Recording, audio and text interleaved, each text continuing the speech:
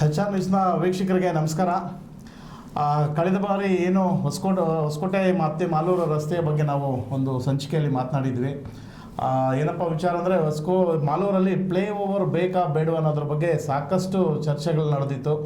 So ನಮ್ಮ ಸ್ಥಳೀಯರಾದಂತಹ doctor ವರದರಾಜರವರು ಅದರ ಬಗ್ಗೆ ಸಾಕಷ್ಟು ಸವಿಸ್ತಾರವಾಗಿ ಮಾತನಾಡಿದರು. ಸೊ ಅದು ಮುಂದುವರೆದ ಭಾಗವಾಗಿ ಇವತ್ತು ಆ ಒಂದು ವಿಚಾರವಾಗಿ ಮಾತನಾಡಲಿಕ್ಕೆ ನಮ್ಮ ಸ್ಟುಡಿಯೋದಲ್ಲಿ ಡಾಕ್ಟರ್ ವರದರಾಜರವರು ಈ ಒಂದು ಕಾರ್ಯಕ್ರಮದಲ್ಲಿ ಹಾಜರಾಗಿದ್ದಾರೆ. ಅವರಿಗೆ ನಾನು ಹೃತ್ಪೂರ್ವಕವಾಗಿ ಸ್ವಾಗತವನ್ನು ಕರೆಸ್ತೀನಿ ಸರ್. ಸರ್, ಕಳೆದ ಬಾರಿ ನಾವು ಮಾತನಾಡಿದ್ವಿ ಈ ಮಾಲೂರಿನ ಫ್ಲೈ ಓವರ್ ಬೇಕಾ ಬೇಡ ಅಂತೇಳಿ ಸಾಕಷ್ಟು ಒಂದು ಚರ್ಚೆಗಳಾಗಿತ್ತು, ಪ್ರತಿಭಟನೆಗಳಾಗಿತ್ತು. ಸೊ ಆ ವಿಚಾರವಾಗಿ ನಾವು ಆಲ್ರೆಡಿ ಮಾತಾಡಿ ಮತ್ತೆ ಅದರ ಮುಂದೆ ಇದನ್ನು ಏನೇ ಮಾಡಿ ಅದನ್ನು ಸಾರ್ವಜನಿಕರಿಗೆ ಅನುಕೂಲ ಮಾಡಿಕೊಡುವ ನಿಟ್ಟಿನಲ್ಲಿ ಮಾತನಾಡಿದ್ರಿ. ಸೊ ಇದರ ಬಗ್ಗೆ ಮುಂದಿನ ದಿನಗಳಲ್ಲಿ ನಾನು ನ್ಯಾಯಾಲಯಕ್ಕೆ ಹೋಗ್ತೀನಿ, ಕೋರ್ಟ್ಗೆ ಹೋಗ್ತೀನಿ, ಮುಂದೆ ಇದರ ಬಗ್ಗೆ ನಾನು ಹೋರಾಟ ಮಾಡ್ತೀನಿ ಅಂತ ಕೂಡ ಹೇಳಿದ್ರಿ. ಸೊ ಇದರ ಬಗ್ಗೆ ಮುಂದೆ ಎಲ್ಲಿವರೆಗೂ ನಿಂತಿದೆ ಸರ್? ಮುಂದೆ ಆಗುವುಗಳ ಬಗ್ಗೆ ತಾವು ಇದರ ಬಗ್ಗೆ ಮಾಹಿತಿಯನ್ನು ನೀಡಬೇಕು ಸರ್. ನಮಸ್ಕಾರ. ಮಾಲೂರು ಮತದಾರರಲ್ಲಿ ಇವತ್ತು ನಾನು ವಿನಂತಿ ಮಾಡ್ಕೊಳ್ಳೋದೇನೆಂದರೆ, ಇವತ್ತು ಪ್ರಪ್ರಥಮವರೆಗೆ ಇಷ್ಟು ದಿವಸ ನಾನು ಇವತ್ತು ಚೇರ್ ಮೇಲೆ ಕೂತ್ಕೊಳ್ಬೇಕಂತ ಹೇಳಿದ್ರೆ ಯಾವಾಗಲೂ ಒಬ್ಬ ಡಾಕ್ಟ್ರಾಗೋ ಒಬ್ಬ ಆ್ಯಕ್ಟ್ರಾಗೋ ಅಂತ ಕೂತ್ಕೊತಾ ಇದ್ದೆ. ಆದರೆ ಇವತ್ತು ಪ್ರಪ್ರಥಮವಾಗಿ ನಾನು ಕೂತ್ಕೊತಾ ಇರತಕ್ಕಂಥದ್ದು ಒಬ್ಬ ಮಾಲೂರಿನ ಮತದಾರನಾಗಿ, ಅಂದರೆ ಒಬ್ಬ ಮಾಲೂರಿನ ವೋಟರ್ ಆಗಿ ನಾನು ಇಲ್ಲಿ ಕೂತ್ಕೊಂಡಿದ್ದೀನಿ. ಏನು ಹೇಳಕ್ಕೆ ಇಷ್ಟಪಡ್ತೀನಿ ಅಂದರೆ, ಫಸ್ಟು ಕಳೆದ ಬಾರಿನೂ ಇದನ್ನು ಹೇಳಿದ್ದೆ, ಇದನ್ನು ನೋಡ್ತಕ್ಕಂಥವರು ಯಾವುದೇ ರೀತಿ ಪಕ್ಷಾತೀತವಾಗಿ ಯೋಚನೆ ಮಾಡಿ, ನಾನು ಆ ಪಕ್ಷ ಈ ಪಕ್ಷ ಮತ್ತೊಂದು ಪಕ್ಷ ಅನ್ನೋದನ್ನು ಬಿಟ್ಟು ಯೋಚನೆ ಮಾಡಿ ಈ ಒಂದು ವಿಡಿಯೋನ ನೋಡಿ. ಆವಾಗ ನಿಮಗೆ ಏನು ರಿಯಾಲಿಟಿ ಅನ್ನೋದು ಅರ್ಥ ಆಗುತ್ತೆ. ಮೊದಲಿಗೆ ನಾನು ಏನಪ್ಪ ಸ್ಟಾರ್ಟ್ ಮಾಡ್ತೀನಿ ಅಂತ ಹೇಳಿದ್ರೆ, ಒಂದು ಕವಿತೆಯ ಜೊತೆ, ರಾಮನು ಬೇಕು ರಹೀಮನು ಬೇಕು, ರಾಮನು ಬೇಕು ರಹೀಮನು ಬೇಕು, ಯೇಸು ಕ್ರಿಸ್ತುವು ಬೇಕು ಈ ಅಖಂಡ ಭಾರತದಲ್ಲಿ ಬದುಕಿರಲು. ಹಿಂದೂ ಕ್ರೈಸ್ತ ಮುಸಲ್ಮಾನ ಧರ್ಮಗಳಿಗೆ ಬೇಕು ತ್ರಿವರ್ಣ ಧ್ವಜದಲ್ಲಿರುವ ಕೇಸರಿ ಬಿಳಿ ಹಸಿರು 3 ಬಣ್ಣಗಳು. ಆ ಒಂದು ತ್ರಿವರ್ಣ ಧ್ವಜಕ್ಕೆ ಬೇಕು ಹಾರಾಡಲು ಡಾಕ್ಟರ್ BR ಅಂಬೇಡ್ಕರ್ ಕೊಟ್ಟಂಥ ಸಂವಿಧಾನದ 4 ಸ್ತಂಭಗಳು. ಈ ಒಂದು ಪ್ರಜಾಪ್ರಭುತ್ವದಲ್ಲಿ ನಾವು ಇವತ್ತು ಬದುಕ್ತಾ ಇದ್ದೀವಿ. ಸಮಾನತೆಯಲ್ಲಿ ಬದುಕಬೇಕು. ಏನಕ್ಕೆ ಹೇಳಿದೆ ಅಂತ ಹೇಳಿದ್ರೆ, ನಮ್ಮ ಭಾರತ ದೇಶದಲ್ಲಿ 3 ಪ್ರಮುಖ ಧರ್ಮಗಳಂತ ಹೇಳಿದ್ರೆ ಹಿಂದೂ, ಕ್ರೈಸ್ತ, ಮುಸಲ್ಮಾನ. ಈ ಒಂದು ವಿಚಾರವಾಗಿ ಯೋಚನೆ ಮಾಡೋದಂತಂದರೆ, ನಮ್ಮ ಧರ್ಮವನ್ನು ನಾವು ಪೂಜಿಸಬೇಕು, ಇನ್ನೊಬ್ಬರ ಧರ್ಮಗಳನ್ನು ನಾವು ಗೌರವಿಸಬೇಕು ಅನ್ನತಕ್ಕಂಥದ್ದು ನಮ್ಮ ಒಂದು ಈ ಭಾರತೀಯ ಸಂಸ್ಕೃತಿಯ, ನಮ್ಮ ಎಲ್ಲ ಧರ್ಮಗಳ, ಅಂದರೆ ನಮ್ಮ ಹಿಂದೂ ಧರ್ಮ ಆಗಿರ್ಬೋದು, ಮುಸ್ಲಿಂ ಧರ್ಮ ಆಗಿರ್ಬೋದು, ಅಥವಾ ಕ್ರೈಸ್ತ ಧರ್ಮ ಆಗಿರ್ಬೋದು, ಅವರವರು ಪ್ರತಿಯೊಬ್ಬರು ಆ ಒಂದು ಪಾಲನೆಯನ್ನು ಮಾಡಬೇಕು, ಅವರ ಧರ್ಮವನ್ನು ಪೂಜಿಸಬೇಕು, ಇನ್ನೊಬ್ಬರ ಧರ್ಮವನ್ನು ಗೌರವಿಸಬೇಕು ಅಂತ ಹೇಳ್ತಕ್ಕಂಥದ್ದು. ಈ ಒಂದು ನಿಟ್ಟಿನಲ್ಲಿ ಮಾತಾಡಬೇಕು ಅಂತ ಹೇಳಿದ್ರೆ, ಇವತ್ತು ರಾಜಕೀಯ ಡಾಕ್ಟರ್ BR ಅಂಬೇಡ್ಕರ್ ಕೊಟ್ಟಂಥ ಸಂವಿಧಾನವನ್ನು ಯಾವ ಒಂದು ಕಡೆ ತಗೊಂಡೋಗಿದ್ದಾರೆ, ಎಷ್ಟು ಹಾಳು ಮಾಡಿದ್ದಾರೆ ಅಂತ ಹೇಳಿದ್ರೆ, ನಮ್ಮ ರಾಜಕೀಯ ವ್ಯವಸ್ಥೆಗಳಲ್ಲಿ ಒಂಥರ ನಗು ಬರುತ್ತೆ, ಒಂದು ಕಡೆ ನಾಚಿಕೆ ಆಗುತ್ತೆ. ಯಾಕಪ್ಪ ಅಂತ ಹೇಳಿದ್ರೆ, ಇವತ್ತು ರಾಜಕೀಯ ಅಂತ ಹೇಳಿದ್ರೆ ಒಂದು ಡೆಫಿನೇಷನ್ ಏನಿದೆ ಅಂತ ಗೊತ್ತಾಗಿರೋದು. ರಾಜಕೀಯ ಅಂದರೆ ಜನರ ತೆರಿಗೆ ಹಣವನ್ನು ಕಾನೂನುಬದ್ಧವಾಗಿ ವ್ಯವಸ್ಥಿತವಾಗಿ ಹಂಚಿಕೊಂಡು ತಿನ್ನುವ ಒಂದು ವ್ಯವಸ್ಥೆ. ಇದು ಇವತ್ತಾಗಿರ್ತಕ್ಕಂಥ ಒಂದು ರಾಜಕೀಯದ ವ್ಯವಸ್ಥೆ. ಇದಕ್ಕೆ ಕಾರಣ ಯಾರು ಅಂತ ಕೇಳಿದ್ರೆ, ಜನಗಳದ್ದು ತಪ್ಪಿದೆಯಾ, ರಾಜಕಾರಣಿಗಳು ತಪ್ಪಿದೆಯಾ, ಅಥವಾ ಆಡಳಿತ ವರ್ಗದ ತಪ್ಪಿದೆಯಾ ಅಂತಕ್ಕಂಥದ್ದು ನಾವು ವಿಚಾರ ಮಾಡಬೇಕಿಲ್ಲಿ. ಎಷ್ಟು ಸಿಂಪಲ್ ಆಗಿದೆ ಅಂತ ಹೇಳಿದ್ರೆ, ಇಲ್ಲಿ ಇವಾಗ ನೋಡಿ, ಒಬ್ಬ ವೋಟರ್ ಆಗಿ ನಾವೇ ವೋಟ್ ಹಾಕ್ಬಿಟ್ಟು ಒಬ್ಬರನ್ನ ಗೆಲ್ಲಿಸಿ, ಅವ್ರನ್ನ MLA ಮಾಡಿಸಿ, ವಿಧಾನಸೌಧಕ್ಕೆ ಕಳಿಸಿ, ಸಿಂಹಾಸನದ ಮೇಲೆ ಕೂಡಿಸಿ, ನಾವು ಅರ್ನ್ ಮಾಡೋದನ್ನು, ಅಂದರೆ ನಾವು ದುಡಿತಕ್ಕಂಥದ್ದನ್ನು 50% ಟ್ಯಾಕ್ಸ್ ಮುಖಾಂತರ ಸರ್ಕಾರಕ್ಕೆ ಕೊಟ್ಟು, ಆ ಒಂದು 50% ನಾವೇನು ದುಡಿದಿದ್ದೀವಿ ಅದನ್ನು ಸರ್ಕಾರಕ್ಕೆ ಕೊಟ್ಟೋದನ್ನು ಒಂದು 5-10% ಅವರು ನಮಗೆ ಏನೋ ಉಚಿತ ಕಾರ್ಯಕ್ರಮಗಳು, ಉಚಿತ ಪ್ರೋಗ್ರಾಮ್ಸು, ಉಚಿತ ಸ್ಕ್ರೀನ್ಸ್ ಅಂತ ನಾವು ಕೊಡೋದನ್ನು, ಅದನ್ನು ಉಚಿತವಾಗಿ ಕೊಟ್ಟು ಅಂತ ನಾವು ಎಂಜಾಯ್ ಮಾಡ್ತಾ ಇದ್ದೀವಿ. ನಮಗೆ ಗೊತ್ತಾಗ್ತಾ ಇಲ್ಲ, ನಾವು ಸರ್ಕಾರಕ್ಕೆ ಕೊಡೋದ್ರಲ್ಲಿ ನಮಗೆ ಬರ್ತಾ ಇರ್ತಕ್ಕಂಥದ್ದು ಓನ್ಲಿ 10% ಅಷ್ಟೇ. ಮಿಕ್ಕಿದ 90% ಎಲ್ಲಿ ಹೋಗ್ತಾ ಇದೆ, ಯಾರು ತಿಂತಿದ್ದಾರೆ ಅಂತ ನಾವು ಯಾರು ಯೋಚನೆ ಮಾಡ್ತಾ ಇಲ್ಲ. ಮತ್ತೆ ಫ್ರೀಯಾಗಿ ಕೊಟ್ಟರು ಅಂತ ನಾವೆಲ್ಲ ಹಿಡ್ಕೊಂಡು ತಿರುಗಾಡ್ತಾ ಇದ್ದೀವಿ. ಆ ಥರ ಸನ್ನಿವೇಶ ಇವತ್ತು ನಮ್ಮಲ್ಲಿ ನಮ್ಮ ಭಾರತದಲ್ಲಿ ಒಂದು ನೆಲೆಯೂರು ಬಿಟ್ಟಿದೆ. ಈ ಒಂದು ನಿಟ್ಟಿನಲ್ಲಿ ನಾನು 2 ವರ್ಷದಿಂದನೇ ಪ್ರಜಾರಾಜ್ಯ ಅಂತಕ್ಕಂಥ ಒಂದು ಕನ್ನಡ ಸಿನಿಮಾನ ನಾನೇ ಬರೆದು ಅದರಲ್ಲಿ ಆ್ಯಕ್ಟ್ ಮಾಡಿದ್ದೆ, ಪ್ರೊಡ್ಯೂಸ್ ಮಾಡಿದ್ದೆ. ಇದನ್ನು ಜನರ ಒಂದು ಈ ಮತದಾನದ ಒಂದು ಹಕ್ಕು ಏನಿದೆ, ಮತದಾನದ ಆ ಒಂದು ಶಕ್ತಿ ಏನಿದೆ ಅಂತ ತೋರಿಸ್ಬೇಕಂತಲೇ ಮಾಡಿದ್ದೆ. ಆ ಒಂದು ನಿಟ್ಟಿನಲ್ಲಿ ಪ್ರತಿ ಹಳ್ಳಿಗೂ ನಾನು ಮಾಲೂರಿನ ಪ್ರತಿ ಹಳ್ಳಿಗೂ ಭೇಟಿ ಕೊಡ್ತೀನಿ. ನೆಕ್ಸ್ಟ್ ದಿನಗಳಲ್ಲಿ ಒಂದು ಓಟಿಗಿರ್ತಕ್ಕಂಥ ಶಕ್ತಿ ಏನು, ಒಂದು ಓಟಿಗಿರ್ತಕ್ಕಂಥ ಪವರ್ ಏನು ಅನ್ನೋದನ್ನು ನಾನು ಅವ್ರಿಗೆ ತಿಳಿಸ್ಕೊಡ್ತೀನಿ. ಯಾಕೆ ಈ ವಿಷಯನ ಹೇಳ್ತಾ ಇದ್ದೀನಿ ಇವತ್ತು ಅಂತ ಹೇಳಿದ್ರೆ ನೀವು ನಂಬಲ್ಲ. ಈಗ ನಾನು ಹೇಳಿದ ತಕ್ಷಣ ನಿಮ್ಗೇನೋ ಅನ್ಸುತ್ತೆ, ಈ ವಿಚಾರ ಮಾಡಿ ಗೊತ್ತಾಗುತ್ತೆ ನಿಮಗೆ. ಪ್ರತಿಯೊಂದು ಫ್ಯಾಮಿಲಿ ಸರ್ಕಾರಕ್ಕೆ ಒಂದು ವರ್ಷಕ್ಕೆ ಎಷ್ಟು ಕೊಡುತ್ತೆ ಅಪ್ಪ ಅಂದರೆ, ಒಂದು ಆವ್ರೇಜ್ ಮಿಡ್ಲ್ ಕ್ಲಾಸ್ ಫ್ಯಾಮಿಲಿ ಇತ್ತು ಅಂದರೂ ಕೂಡ ಸರ್ಕಾರಕ್ಕೆ ಮಿನಿಮಮ್ ಒಂದು ವರ್ಷಕ್ಕೆ 4 ರಿಂದ 5 ಲಕ್ಷ ರೂಪಾಯಿ ಕೊಡ್ತಾ ಇರುತ್ತೆ.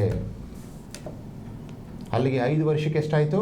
ಸುಮಾರು 15 ಲಕ್ಷ ಅಂತ ಇಟ್ಕೊಳ್ಳಿ. 15 ರಿಂದ 20 ಲಕ್ಷ ಆಯಿತು. ನಮಗೆ ಮಿನಿಮಮ್ 20 ಲಕ್ಷ ರೂಪಾಯಿ ಅಷ್ಟು ಒಂದು ಫ್ಯಾಮಿಲಿಯಿಂದ ಸರ್ಕಾರಕ್ಕೆ ಹೋಗುತ್ತೆ. ಅಷ್ಟು ಸರ್ಕಾರಕ್ಕೆ ಹೋದ್ಮೇಲೆ ಅವ್ರು ನಮಗೆ ತಿರುಗಿಸಿ ಕೊಡ್ತಾ ಇರೋದೆಷ್ಟು ಅಂತ ಹೇಳಿದ್ರೆ, ತಿರುಗಿಸಿ ಕೊಡ್ತಾ ಇರ್ತಕ್ಕಂಥದ್ದು ಇವಾಗೆಲ್ಲ ಏನೆಲ್ಲ ಇವಾಗ ಈ ಏನು ಪ್ರಸ್ತುತ ಸರ್ಕಾರದಲ್ಲಿರ್ತಕ್ಕಂಥ ನೀವು ಉಚಿತ ಭಾಗ್ಯಗಳನ್ನೂ ಇಟ್ಕೊಂಡ್ರು ಹೇಳ್ಬೇಕಂತ ಹೇಳಿದ್ರೆ ಬರೀ ಕೊಡ್ತಾ ಇರ್ತಕ್ಕಂಥದ್ದು 50 ರಿಂದ 60 ಸಾವಿರ ರೂಪಾಯಿ ವರ್ಷಕ್ಕಷ್ಟೇ.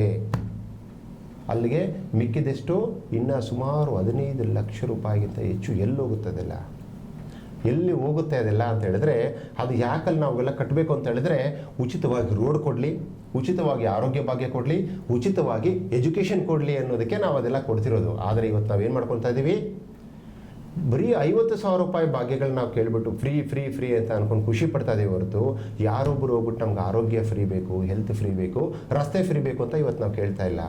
ನಾವು ಹ್ಯಾಪಿಯಾಗಿ ಏನು ಮಾಡ್ತಾ ಇದ್ದೀವಿ, ಒಂದು 4 ರಿಂದ 5 ಲಕ್ಷ ಗೌರ್ಮೆಂಟ್ ಕೊಡೋದಲ್ಲದೆ ವರ್ಷದಲ್ಲಿ ನಾವು ಇವತ್ತು ನಮ್ಮ ಮಕ್ಕಳ ವಿದ್ಯಾಭ್ಯಾಸಕ್ಕೋಸ್ಕರ 1 ರಿಂದ 2 ಲಕ್ಷ ರೂಪಾಯಿ ವರ್ಷಕ್ಕೆ ಖರ್ಚು ಮಾಡಿಕೊಂಡು, ನಮ್ಮ ಹೆಲ್ತ್ಗೋಸ್ಕರ 1 ರಿಂದ 2 ಲಕ್ಷ ರೂಪಾಯಿ ವರ್ಷಕ್ಕೆ ಖರ್ಚು ಮಾಡಿಕೊಂಡು, ನಮ್ಮ ಬೇರೆ ಮೂಲಭೂತ ಸೌಕರ್ಯಗಳಿಗೆ ನಾವೇ ಖರ್ಚು ಮಾಡಿಕೊಂಡು, ರೋಡ್ ಟ್ಯಾಕ್ಸ್ ಇಷ್ಟೆಲ್ಲ ಬಿಟ್ಟರು, ಇಷ್ಟು ಟ್ಯಾಕ್ಸ್ ಕೊಟ್ಟು ನಾವು ಖರ್ಚು ಮಾಡಿದ್ರು, ಗೌರ್ಮೆಂಟಿಗೆ ನಾವು ಇಷ್ಟು ಕೊಟ್ಟರು ರೋಡ್ ಟ್ಯಾಕ್ಸು ನಾವೇ ಕೊಡ್ತಾ ಇದೀವಿ ಇವತ್ತು ಟೋಲ್ ಮುಖಾಂತರ.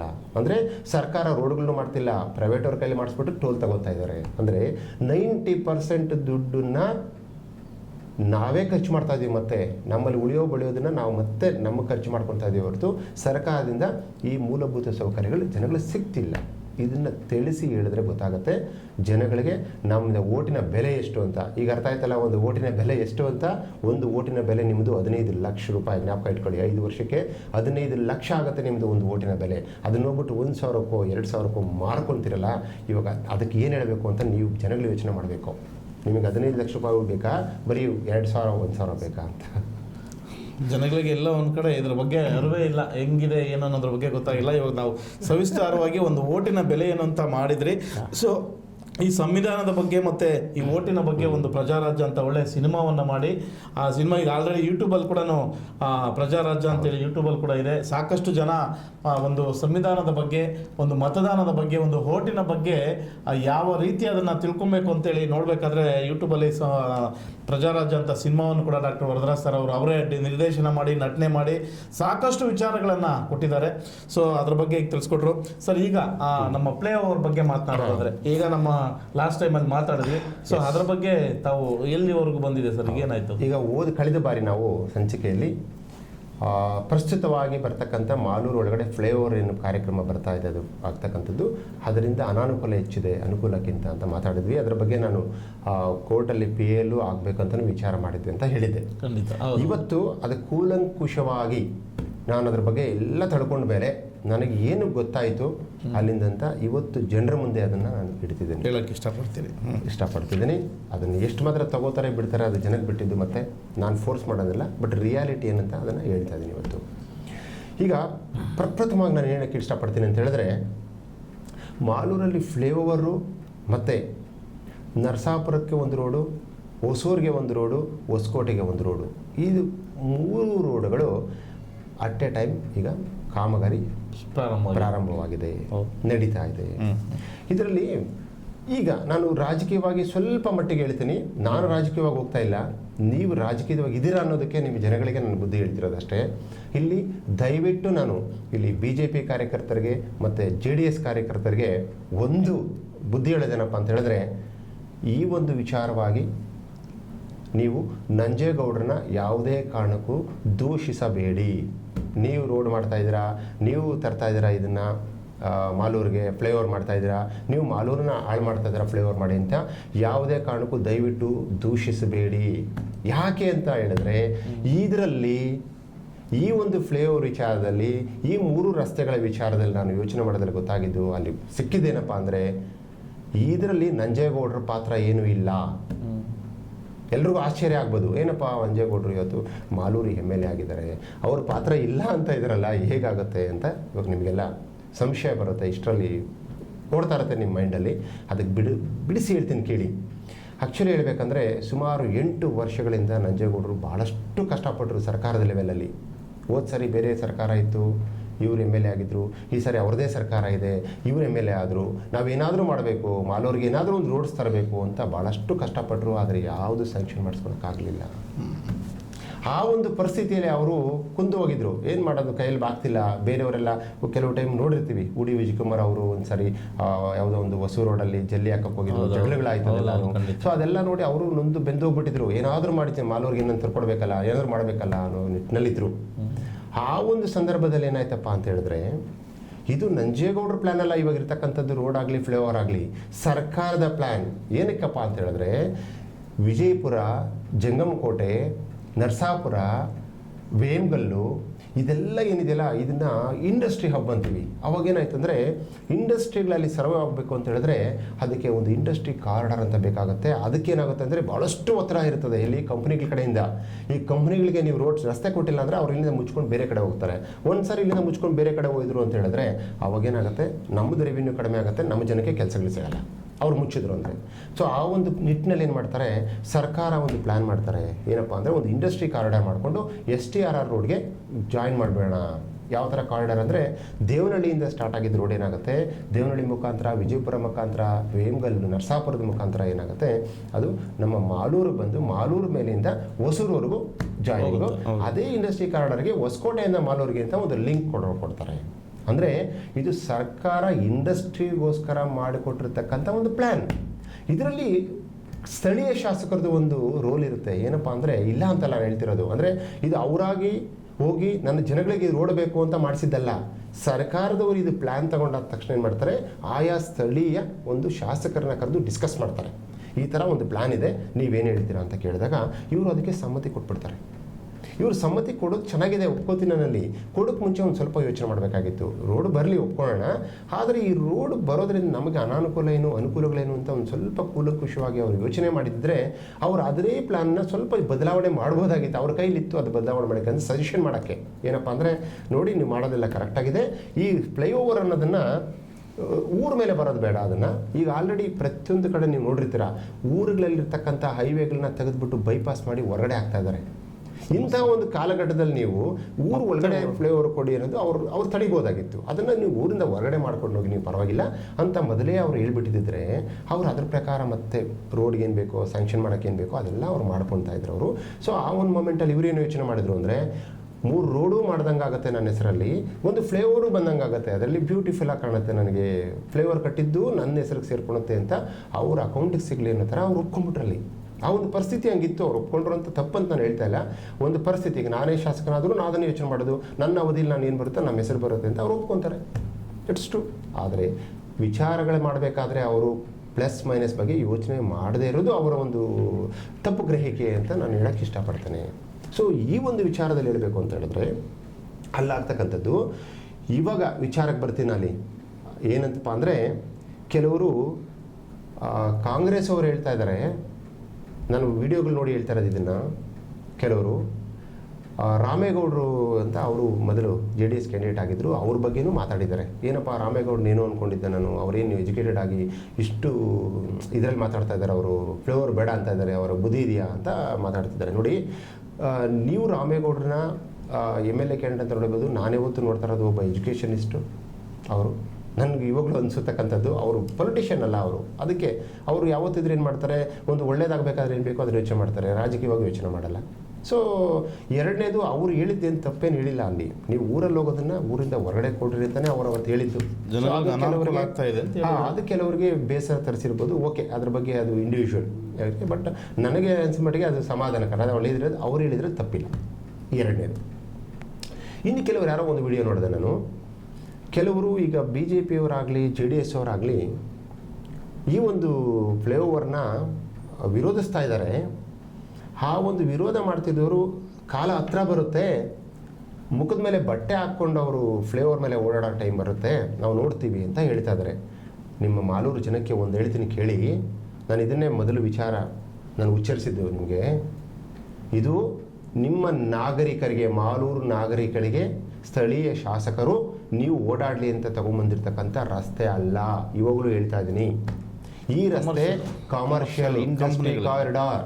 ಇದನ್ನು ಕರ್ನಾಟಕ ಸರ್ಕಾರ ಮಾಡ್ತಿರೋದಲ್ಲ. ಮತ್ತೆ ಜ್ಞಾಪಕ ಇಟ್ಕೊಳ್ಳಿ, ಕರ್ನಾಟಕ ಸರ್ಕಾರ ನಾವು ಕಟ್ಟೋ ಟ್ಯಾಕ್ಸಲ್ಲಿ ಮಾಡಿತ್ತು ಅಂದರೆ ಅದರ ಬಜೆಟ್ ಇನ್ನೂ ಕಡಿಮೆ ಆಗ್ತಿತ್ತೇನೋ. ಇವತ್ತು ಬಜೆಟ್ ಎಷ್ಟಾಗಿದೆ ಅಂತ ಹೇಳಿದ್ರೆ 100 ಕಿಲೋಮೀಟರ್ ರಸ್ತೆಗೆ 3,000 ಕೋಟಿ. ಎಷ್ಟು? 3,000 ಕೋಟಿ. ಎಷ್ಟಕ್ಕೆ? 100 ಕಿಲೋಮೀಟರ್ ರಸ್ತೆಗೆ ಇವತ್ತು ಸ್ಯಾಂಕ್ಷನ್ ಆಗಿರೋದು. ಇದು ಪ್ರೈವೇಟ್ ಕಂಪ್ನಿಯವರು ಮಾಡ್ತಕ್ಕಂಥ ರಸ್ತೆ. ಯಾರಿಗೆ? ಇಂಡಸ್ಟ್ರಿ ಕಾರಿಡಾರ್ಸ್ಗೆ. ಪ್ರೈವೇಟ್ ಕಂಪ್ನಿಯವರು ನಿಮಗೆ ರಸ್ತೆ ಮಾಡಿಬಿಟ್ಟು ಫ್ರೀ ಬರ್ರಿ ಓಡಾಡ್ರಿ ಅಂತ ಯಾರು ಬಿಡೋದಿಲ್ಲ. ನಾಳೆ ದಿನ ನೀವು ಹೊಸಕೋಟೆಗೆ ಬರಬೇಕಾದ್ರೂ 150 ರೂಪಾಯಿ ಕಟ್ಟಬೇಕು, ಹೊಸೂರಿಗೆ ಹೋಗ್ಬೇಕಾದ್ರೂ 150 ರೂಪಾಯಿ ಕಟ್ಟಬೇಕು, ಆ ಕಡೆ ನರಸಾಪುರಕ್ಕೆ ಹೋಗ್ಬೇಕಾದ್ರೂ 150 ರೂಪಾಯಿ ಕಟ್ಟಬೇಕಾಗತ್ತೆ. ಈ ಒಂದು ನಿಟ್ಟಿನಲ್ಲಿ ಹೇಳ್ತಾ ಇದ್ದೀನಿ ನಾನು. ಇವತ್ತು ಏನು ತಪ್ಪು ಮಾಡಿದ್ರು ಅದು ಕರ್ಮ ಫಲಗಳು ಒಂದು ದಿವಸ ಮುಂದೆ ಅನುಭವಿಸ್ಬೇಕಾಗತ್ತೆ. ಯಾರು ಮುಖದ ಮೇಲೆ ಬಟ್ಟೆ ಹಾಕ್ಕೊಂಡು ಓಡಾಡಬೇಕು ಅಂತ ಕಮೆಂಟ್ ಮಾಡಿದ್ರಲ್ಲ, ಅವರು ಎಷ್ಟು ಜನಕ್ಕೆ ನೀವು ಎಷ್ಟು ಸಾರಿ ನೀವು ನಿಮ್ಮ ಫ್ಲೇವರ್ ಹತ್ತಕ್ಕೆ 100 ರೂಪಾಯಿ ಕೊಟ್ಟು ಎಷ್ಟು ಸಾರಿ ನೀವು ಫ್ಲೇವರ್ ಮೇಲೆ ಹತ್ಬಿಟ್ಟು ಮುಖ ತೋರಿಸ್ತೀನಿ ಅಂತಲೂ ಜನಗಳು ನೋಡಲಿ. ಆ ವಿಡಿಯೋನ ನೀವು ಯಾರನ್ನು ಗೊತ್ತಿದ್ರೆ ಸೇವ್ ಮಾಡಿ ಇಟ್ಕೊಳ್ಳಿ. ಅವ್ರನ್ನ ಕರೆದು ಅವ್ರ ಮುಖ ನೋಡೋಕೆ ಹೇಳಿ, ಡೈಲಿ ಹೋಗ್ಬಿಟ್ಟು ಅವ್ರ ಮುಖ ತೋರ್ಸೋಕೆ ಹೇಳಿ ಫ್ಲೇವರ್ ಮೇಲೆ. ಅವಾಗ ಗೊತ್ತಾಗುತ್ತೆ. ದಿನ 100 ರೂಪಾಯಿ ಜೋಬಿಂದ ತೆಗೆದುಬಿಟ್ಟು ನೀನು ಮುಖ ತೋರಿಸ್ಬೇಕು ಅಂದಾಗ ಗೊತ್ತಾಗುತ್ತೆ ನಿಮಗೆ ಅದ್ರ ಕಷ್ಟ ಏನಂತ. ಇದಕ್ಕೆ ಬದಲು ಅವರು ಮೊದಲೇ ಸ್ವಲ್ಪ ಬುದ್ಧಿ ಓಡಿಸಿದ್ರೆ, ನೀವು ಇಂಡಸ್ಟ್ರಿ ಕಾರಿಡಾರ್ ಮಾಡಿ ಸರ್, ಆದರೆ ಇಲ್ಲಿರ್ತಕ್ಕಂಥ ರೋಡ್ನ ಡಿಸ್ಟರ್ಬ್ ಮಾಡಬೇಡಿ, ನಮಗೆ ಈ ರೋಡಿಗೆ ತಾರ ಹಾಕ್ಕೊಡಿ, ನಮಗೆ ಯಾವುದು ನರಸಾಪುರ ರೋಡ್ಗೆ, ಹೊಸೂರು ರೋಡ್ಗೆ, ಹೊಸಕೋಟೆ ರೋಡ್ಗೆ, ಇರೋ ರೋಡ್ಗೆ ರಸ್ತೆ ಹಾಕ್ಕೊಡಿ ನಮಗೆ ಸರ್ಕಾರದಿಂದ. ನಾವು ಉಚಿತವಾಗಿ ಓಡಾಡಬೇಕು ನಮ್ಮ ತಾಲೂಕಿಗೆ. ನೀವು ಅದನ್ನು ಬೇಕಾದರೆ ಬೇರೆ ಕಡೆ DPR ಮಾಡ್ಕೊಳ್ಳಿ, ಲ್ಯಾಂಡ್ ಅಕ್ವಿಸಿಷನ್ ಮಾಡ್ಕೊಳ್ಳಿ, ಬೇರೆ ಕಡೆ ನೀವು ಇನ್ನೂ ವಿಜೃಂಭಣೆ 6 ಲೇನ್ ಮಾಡ್ತೀರಾ ಮಾಡ್ಕೊಳ್ಳಿ ನೀವು ಅಂತ ಹೇಳಿದಿದ್ರೆ ಆ ರೂಲ್ಸು ಬರ್ತಿತ್ತು ಇಂಡಸ್ಟ್ರಿ ಕಾರಿಡಾರು. ಇಲ್ಲಿ ನಾವು ಬಿಡಲ್ಲ ಅಂದಿದ್ರೆ ಅವ್ರನ್ನ ಕಡೆ ಮಾಡ್ತಾ ಇದ್ರು ಇಂಡಸ್ಟ್ರಿ ಕಾರಿಡಾರು. ನಮ್ಮ ಮಾಲೂರಿಗೆ ಸೇರಿದಂಗೆ ಬಂದು ಬೈಪಾಸ್ ಥರ ಮಾಡ್ಕೊಂಡು ಹೋಗ್ತಿದ್ರು ಅವರು. ಇನ್ನು ನಮ್ಮ ಜನಕ್ಕೂ ಓಡಾಡೋಕ್ಕೆ ರಸ್ತೆ ಸಿಗ್ತಿತ್ತು. ಇವತ್ತು ನೀವು ಮಾಲೂರು ಒಂದು ಪೆರಿಫೆರಿ ಇರ್ತಕ್ಕಂಥ ಒಂದು ತಾಲೂಕು. ನೀವು ಪ್ರತಿಯೊಂದು ಊರಿಗೂ ಹೋಗ್ಬೇಕಂದ್ರೆ ನೀವು ಟೋಲ್ ಕಟ್ಬಿಟ್ಟು ಹೋಗಬೇಕು ಅನ್ನೋ ಪರಿಸ್ಥಿತಿ ಕ್ರಿಯೇಟ್ ಆದಮೇಲೆ ಅವತ್ತು ಕ್ರಿಯೇಟ್ ಆಗ್ತದಲ್ಲ ಆ ಒಂದು ನೋವುಗಳು, ಆ ಒಂದು ಕಷ್ಟಗಳಿದೆಯಲ್ಲ, ಅದು ನಿಜವಾಗ್ಲೂ ಹೇಳ್ತಾ ಇದ್ದೀನಿ, ಸ್ಥಳೀಯ ಶಾಸಕರಿಗೆ ಒಂದು ಬರ್ಮುಡಾ ಟ್ರಯಾಂಗಲ್ ಆಗುತ್ತೆ. 3 ರೋಡ್ ಆಗ್ತಾ ಇದೆ, ಅದು ಒಂದು ಬರ್ಮುಡಾ ಟ್ರಯಾಂಗಲ್ ಆಗುತ್ತೆ ಅಂತ ನಾನು ಹೇಳಕ್ಕೆ ಇಷ್ಟಪಡ್ತೀನಿ. ಇವತ್ತು ನಾನು ಸ್ಥಳೀಯ ಶಾಸಕರ ಬಗ್ಗೆ ಅಸಮಾಧಾನ ವ್ಯಕ್ತಪಡಿಸ್ತಾ ಇಲ್ಲ, ಅವ್ರು ಕೆಟ್ಟವರು ಅಂತ ಹೇಳ್ತಾ ಇಲ್ಲ. ಆ ಒಂದು ನೀಡಿರೋ ಟೈಮಲ್ಲಿ ಏನೋ ಬಂದಿದ್ದನ್ನು ಕಣ್ಣು ಮುಚ್ಕೊಂಡು ಒಪ್ಕೊಬಾರ್ದಾಗಿತ್ತು ಅವರು. ಅದು ಬೇರೆ ದಾರಿ ತೋರಿಸೋದು. ಆವಾಗ ಅವರಿಗೆ ಆ ಶಕ್ತಿ ಇತ್ತು. ಯಾಕೆ ಹೇಳಿದೆ ಅಂದರೆ, ಉಚ್ಚರಿಸ್ತಾ ಇದ್ದೀನಿ ಅಂದರೆ, ನಾನು PL ಆಗ್ತೀನಿ ಅಂತ ಹೇಳಿದ್ದೆ ಅವತ್ತಲ್ವಾ, ಅದಕ್ಕೋಸ್ಕರ ಹೇಳ್ತಾ ಇದ್ದೀನಿ ಇವತ್ತು. ಆದರೆ ಇವತ್ತು ಹೇಳ್ತಾ ಇದ್ದೀನಿ ಕೇಳಿ, ಅದು ಯಾವ ಮಟ್ಟಕ್ಕೆ ಬಂದು ಕೂತಿದೆ ಅಂತ ಹೇಳಿದ್ರೆ, ಶಾಸಕರು ಒಪ್ಕೊಂಡಿದ್ದಾಗ್ಬಿಟ್ಟಿದೆ, ಸೈನ್ ಮಾಡಿದ್ದಾಗೋಗಿದೆ, ಆಲ್ರೆಡಿ ಕೆಲಸ ಕೊಟ್ಟಿದ್ದಾಗ್ಬಿಟ್ಟಿದೆ. ಇವತ್ತು ಆ ರೋಡಿನ ಪರಿಸ್ಥಿತಿ ಏನಪ್ಪ ಅಂತ ಹೇಳಿದ್ರೆ, ಸ್ವತಃ ಶಾಸಕರೇ ಹೋಗ್ಬಿಟ್ಟು ನನಗೆ ಆ ರೋಡ್ ಬೇಡ ಅಂತ ಹೇಳಿದ್ರು ನಿಲ್ಲಿಸಕ್ಕಾಗಲ್ಲ. ಯಾಕೆ ಅಂತ ಹೇಳಿದ್ರೆ, ಅದು ಆರ್ಡರ್ ಆಗಿದ್ದಾಯಿತು. ಯಾರೋ ಪ್ರೈವೇಟವ್ರು ಅವನು ದುಡ್ಡು ತಂದಿರ್ತಾನೆ, ಅವನು ಅದು ರೋಡ್ ಮಾಡ್ಸೋಕ್ಕೆ ಅಂತ 1000 ಕೋಟಿ ಟೆಂಡರ್ ತೊಗೊಂಡಿರ್ತಾನೆ, ಸಾಲ ಮಾಡಿರ್ತಾನೆ. ಅದನ್ನು ಅವ್ನು ಕೈಯಿಂದ ಹಾಕಿರಲ್ಲ ಪಾಪ, ಅವ್ನು ಇನ್ನೊಂದು ಕಡೆ ಸಾಲ ಮಾಡಿರ್ತಾನೆ ಇದಕ್ಕೆ ಬೇಕು ಅಂತ. ಇಷ್ಟೆಲ್ಲ ಪ್ರಿಪೇರ್ ಮಾಡಿದ್ಮೇಲೆ ಅದನ್ನು ನಿಲ್ಸೋಕ್ಕೆ ಚಾನ್ಸೇ ಇಲ್ಲ. ಯಾಕಂದ್ರೆ ಇನ್ನೂ ನಿಲ್ಲಿಸಿ ಲೇಟ್ ಮಾಡ್ತೀನಿ ಅಂದರೆ ಇಂಡಸ್ಟ್ರಿಗಳು ಹೋಗ್ತಾವಲ್ಲಿ, ಅವ್ರು ಬಿಟ್ಟೋಗ್ತೀನಿ ಅಂತ ಎದುರಿಸ್ತಾರೆ. ಇಂಡಸ್ಟ್ರಿ ಬಿಟ್ಟು ಹೋದ್ರೆ ನಮಗೆ ಲಾಸಲ್ಲಿ, ಮಾಲೂರಿಗೆ ಲಾಸು, ಜನಕ್ಕೆ ಲಾಸ್ ಆಗುತ್ತಲ್ಲಿ. ಇವಾಗ ಒಪ್ಕೊಂಡಂಗೂ ಇಲ್ಲ, ಬಿಡೋಂಗೂ ಇಲ್ಲ. ಈಗ ಹೇಳ್ತಾರಲ್ಲ, ಬಿಸಿ ತುಪ್ಪ ನುಂಗಂಗೂ ಇಲ್ಲ, ಬಿಡೋಂಗೂ ಇಲ್ಲ ಅನ್ನೋ ಪರಿಸ್ಥಿತಿಯಲ್ಲಿ ಕ್ರಿಯೇಟ್ ಆಗ್ತಾ ಇದೆ.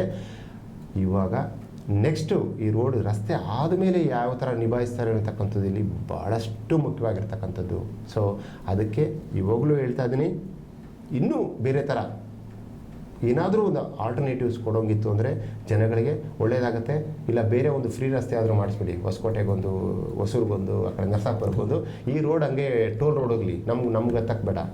ಓಕೆ ಟೋಲ್ ರೋಡ್ ಬಿಟ್ಬಿಟ್ಟು ಎಲ್ಲಿ ಮಾಡಿಸ್ತಾರೆ ಸರ್, ಬೇರೆ ಎಲ್ಲಿ ಮಾಡ್ಬಿಡ್ತಾರೆ. ಅದೇ. ಆಮೇಲೆ ಸರ್ ಸುತ್ತು ಈ ಟೋಲ್ ರೋಡೇ ಆಗ್ದಿರಾ, ಈಗ ನೀವು ಹೇಳಿದ್ರೆ ಒಳಗಡೆನೆ ಮಾಡಿಲ್ಲ ಅಂದ್ರೆ ಔಟ್ರಿಂಗ್ ರೋಡ್ ಮಾಡಿದ್ರೆ ರೈತರಿಗೆ ಎಷ್ಟೋ ಅನುಕೂಲ ಆಗ್ತಾ ಇತ್ತಲ್ಲ ಸರ್, ಕಮರ್ಷಿಯಲ್ ಆಗ್ತಾ ಇತ್ತು, ರೈತರಿಗೆ ಬೆಳೆಗೆ ಬರ್ತಾ ಇತ್ತು, ಜಮೀನಿಗೆ ಒಳ್ಳೆ ಬೆಲೆ ಬರ್ತಾ ಇತ್ತು, ಆರಾಮಾಗಿ ರೋಡ್ ಇತ್ತು. ನೀವು ಹೇಳಿದ್ದು ಕರೆಕ್ಟ್. ಅದ್ರ ಬಗ್ಗೆನೇ ಇವಾಗ ಹೇಳ್ಬೇಕಂತ ಇದ್ದೆ ನಾನು. ಒಂದು ವಿಚಾರವಾಗಿ ಹೇಳ್ಬೇಕಂದ್ರೆ, ಈಗ ನಮ್ಮ ಮಾಲೂರು ರಸ್ತೆಯಿಂದ ಟೇಕಲ್ ರಸ್ತೆಗೆ ಈಗ ಆಲ್ರೆಡಿ ಒಂದು ರೋಡ್ ಸ್ಯಾಂಕ್ಷನ್ ಆಗಿದೆ ಗೌರ್ಮೆಂಟ್ ಕಡೆಯಿಂದ. ರೋಡ್ ಸ್ಯಾಂಕ್ಷನ್ ಮಾಡೋದು ಗೌರ್ಮೆಂಟ್ ಕಡೆಯಿಂದ, ಅದನ್ನ ಒಬ್ಬ ಪ್ರೈವೇಟ್ ಬಿಲ್ಡರ್ಸ್ ಎಲ್ಲ ಸೇರ್ಕೊಂಡು ರೋಡ್ ಮಾಡ್ಕೊಡ್ತೀವಿ ಅಂತಲೂ ಅದನ್ನು ಒಪ್ಕೊಂಡಿದ್ದಾರೆ. ಅದು ಸ್ವಾಗತಾರ್ಹ. ಈಗ ಬಿಲ್ಡರ್ಸ್ ಕಡೆಯಿಂದ ಹಾಕೊಂತಾರೋ, ಇನ್ನೊಂದು ಕಡೆಯಿಂದ ಹಾಕೊಂತಾರೋ, ಮತ್ತೊಂದು ಕಡೆಯಿಂದ ಹಾಕೊಂತಾರೋ, ಒಟ್ಟಿನಲ್ಲಿ ರೋಡ್ ಆಗಬೇಕು, ಅನುಕೂಲ ಆಗಬೇಕು. ಅವಾಗಲೇ ಅದು ಒಳ್ಳೆಯದು. ಈಗ ಏನು ರಿಂಗ್ ರಸ್ತೆ ಅಂತ ಮಾಡ್ತಾ ಇದ್ದಾರಲ್ಲ, ಒಂದು 4 ಕಿಲೋಮೀಟರ್ ಸ್ಟ್ರೆಚ್ಚು, ಅದು ತುಂಬ ಒಳ್ಳೆಯ ಜನಕ್ಕೆ ಹೆಲ್ಪ್ ಆಗುತ್ತೆ, ಅದನ್ನ ಹೇಳ್ತೀನಿ. ಆದರೆ ಈ ಒಂದು ವಿಚಾರಕ್ಕೆ ಈಗ ಆಲ್ರೆಡಿ ಫ್ಲೈಓವರ್ ಕಟ್ಟೋದಾಗಲಿ, 3 ರಸ್ತೆ ಬರೋದಾಗಲಿ ಖಂಡಿತವಾಗಿಯೂ ಯಾವುದೇ ರೀತಿ ಬದಲಾವಣೆ ಆಗೋಕ್ಕೆ ಚಾನ್ಸ್ ಇಲ್ಲ. ಅದು ಸ್ವತಃ ನಂಜೇಗೌಡರೇ ಹೋಗಿ ಹೇಳಿದ್ರು ಆಗಲ್ಲ, ಅದೆಲ್ಲ ಮುಗಿದೋಗಿದೆ, ಅದು ಚಾಪ್ಟರ್ ಕ್ಲೋಸ್ ಆಗಿದೆ, ಟ್ರೈಲ್ ಹೊರಟೋಗಿದೆ ಸ್ಟೇಷನ್ ಬಿಟ್ಟು. ಇನ್ನು ನೆಕ್ಸ್ಟ್ ಸ್ಟೇಷನ್ಗೆ ಹೋಗಬೇಕು. ನೆಕ್ಸ್ಟ್ ಸ್ಟೇಷನ್ಗೆ ಹೋದಲ್ಲಿ ಅದರ ಏನಾಗುತ್ತೋ ಅದರ ಕರ್ಮ ಫಲಗಳನ್ನು ಅನುಭವಿಸಲೇಬೇಕಾಗತ್ತೆ. ಅದಕ್ಕೋಸ್ಕರ ನಾನು ಇವತ್ತು ಹೇಳ್ತಾ ಇದ್ದೀನಿ, ನಾನು PIL ನಿಮಗೆ ಇವತ್ತು ನಿಮಗೆ ನಗು ಬರ್ಬೋದು, ಆದರೆ ಇದು ರಿಯಲ್ ಹೇಳ್ತಾರೆ ಅಂತಕ್ಕಂಥದ್ದು. ನೋಡಿ, ಇವಾಗ PIL ನಾನು ಬರೆದಿದ್ದೀನಿ. ಇದು ಯಾರಿಗೆ ಬರೆದಿದ್ದೀನಿ PIL ಅಂತ ಹೇಳಿದ್ರೆ, ಕೋರ್ಟ್ಗೆ ಹಾಕಕ್ಕೆ ಬರೆದಿಲ್ಲ, ಲಾಯರ್ ಕಡೆ ಕೊಟ್ಬಿಟ್ಟು ಇದನ್ನು ಬರೆದಿರ್ತಕ್ಕಂಥದ್ದು ದೇವರಿಗೆ, ಕಾಲ ಭೈರವರಿಗೆ ಬರ್ತಿರ್ತಕ್ಕಂಥ PIL. ಅವನ ಸನ್ನಿಧಿಗೆ ಹೋಗ್ಬಿಟ್ಟು ಇದನ್ನು ಅವ್ರ ಹತ್ರ ಪ್ರೇಯರ್ ಮಾಡಿಕೊಂಡು, ನೋಡಿ ಇದನ್ನು ತೆಗೆದು ನೋಡಿದ್ರೆ ಖಾಲಿ ಇದೆ. ನಿಮಗೆಲ್ಲ ತಮಾಷೆ ಅನಿಸುತ್ತೆ, ಏನಪ್ಪ ಖಾಲಿ ಅಂತ. ಆದರೆ ಇದನ್ನು ನಾನು ಕೋರ್ಕೊಂಡಿದ್ದು ಒಂದೇ, ಈ ಒಂದು ಪ್ರಾಜೆಕ್ಟು ಒಳ್ಳೆಯದಾದರೆ ಕಾಲ ಭೈರವನಾಗಿರ್ತಕ್ಕಂಥ ನೀನು ಡಿಸೈಡ್ ಮಾಡು, ಅವ್ರಿಗೆ ಒಳ್ಳೆಯದಾಗಲಿ. ಈ ಒಂದು ಪ್ರಾಜೆಕ್ಟು ಕೆಟ್ಟಿದ್ದಾಗಿದ್ದರೆ, ಅದರಲ್ಲಿ ಅನ್ಯಾಯ ಮಾಡಿದರೆ ಅವ್ರಿಗೆ ಅನ್ಯಾಯ ಆಗಲಿ. ನಾನು PIL ಆಗ್ತಾ ಇರ್ತಕ್ಕಂಥದ್ದು ಇವತ್ತು ಕೋರ್ಟ್ಗೆಲ್ಲ, PIL ಆಗ್ತಕ್ಕಂಥದ್ದು ಇವತ್ತು ಕಾಲ ಭೈರವನಿಗೆ ಆಗ್ತಾ ಇದ್ದೀನಿ. ಕಾಲ ಭೈರವೇಶ್ವರನಿಗೆ ಇವತ್ತು ನಾನು PIL ಆಗ್ತಾ ಇರೋದಕ್ಕಂಥದ್ದು. ಸನ್ನಿಧಿಯಲ್ಲಿ ಆಲ್ರೆಡಿ ನಾನು ಇದನ್ನು ನೆನೆಸ್ಕೊಂಡು ಬಂದಿದ್ದೀನಿ.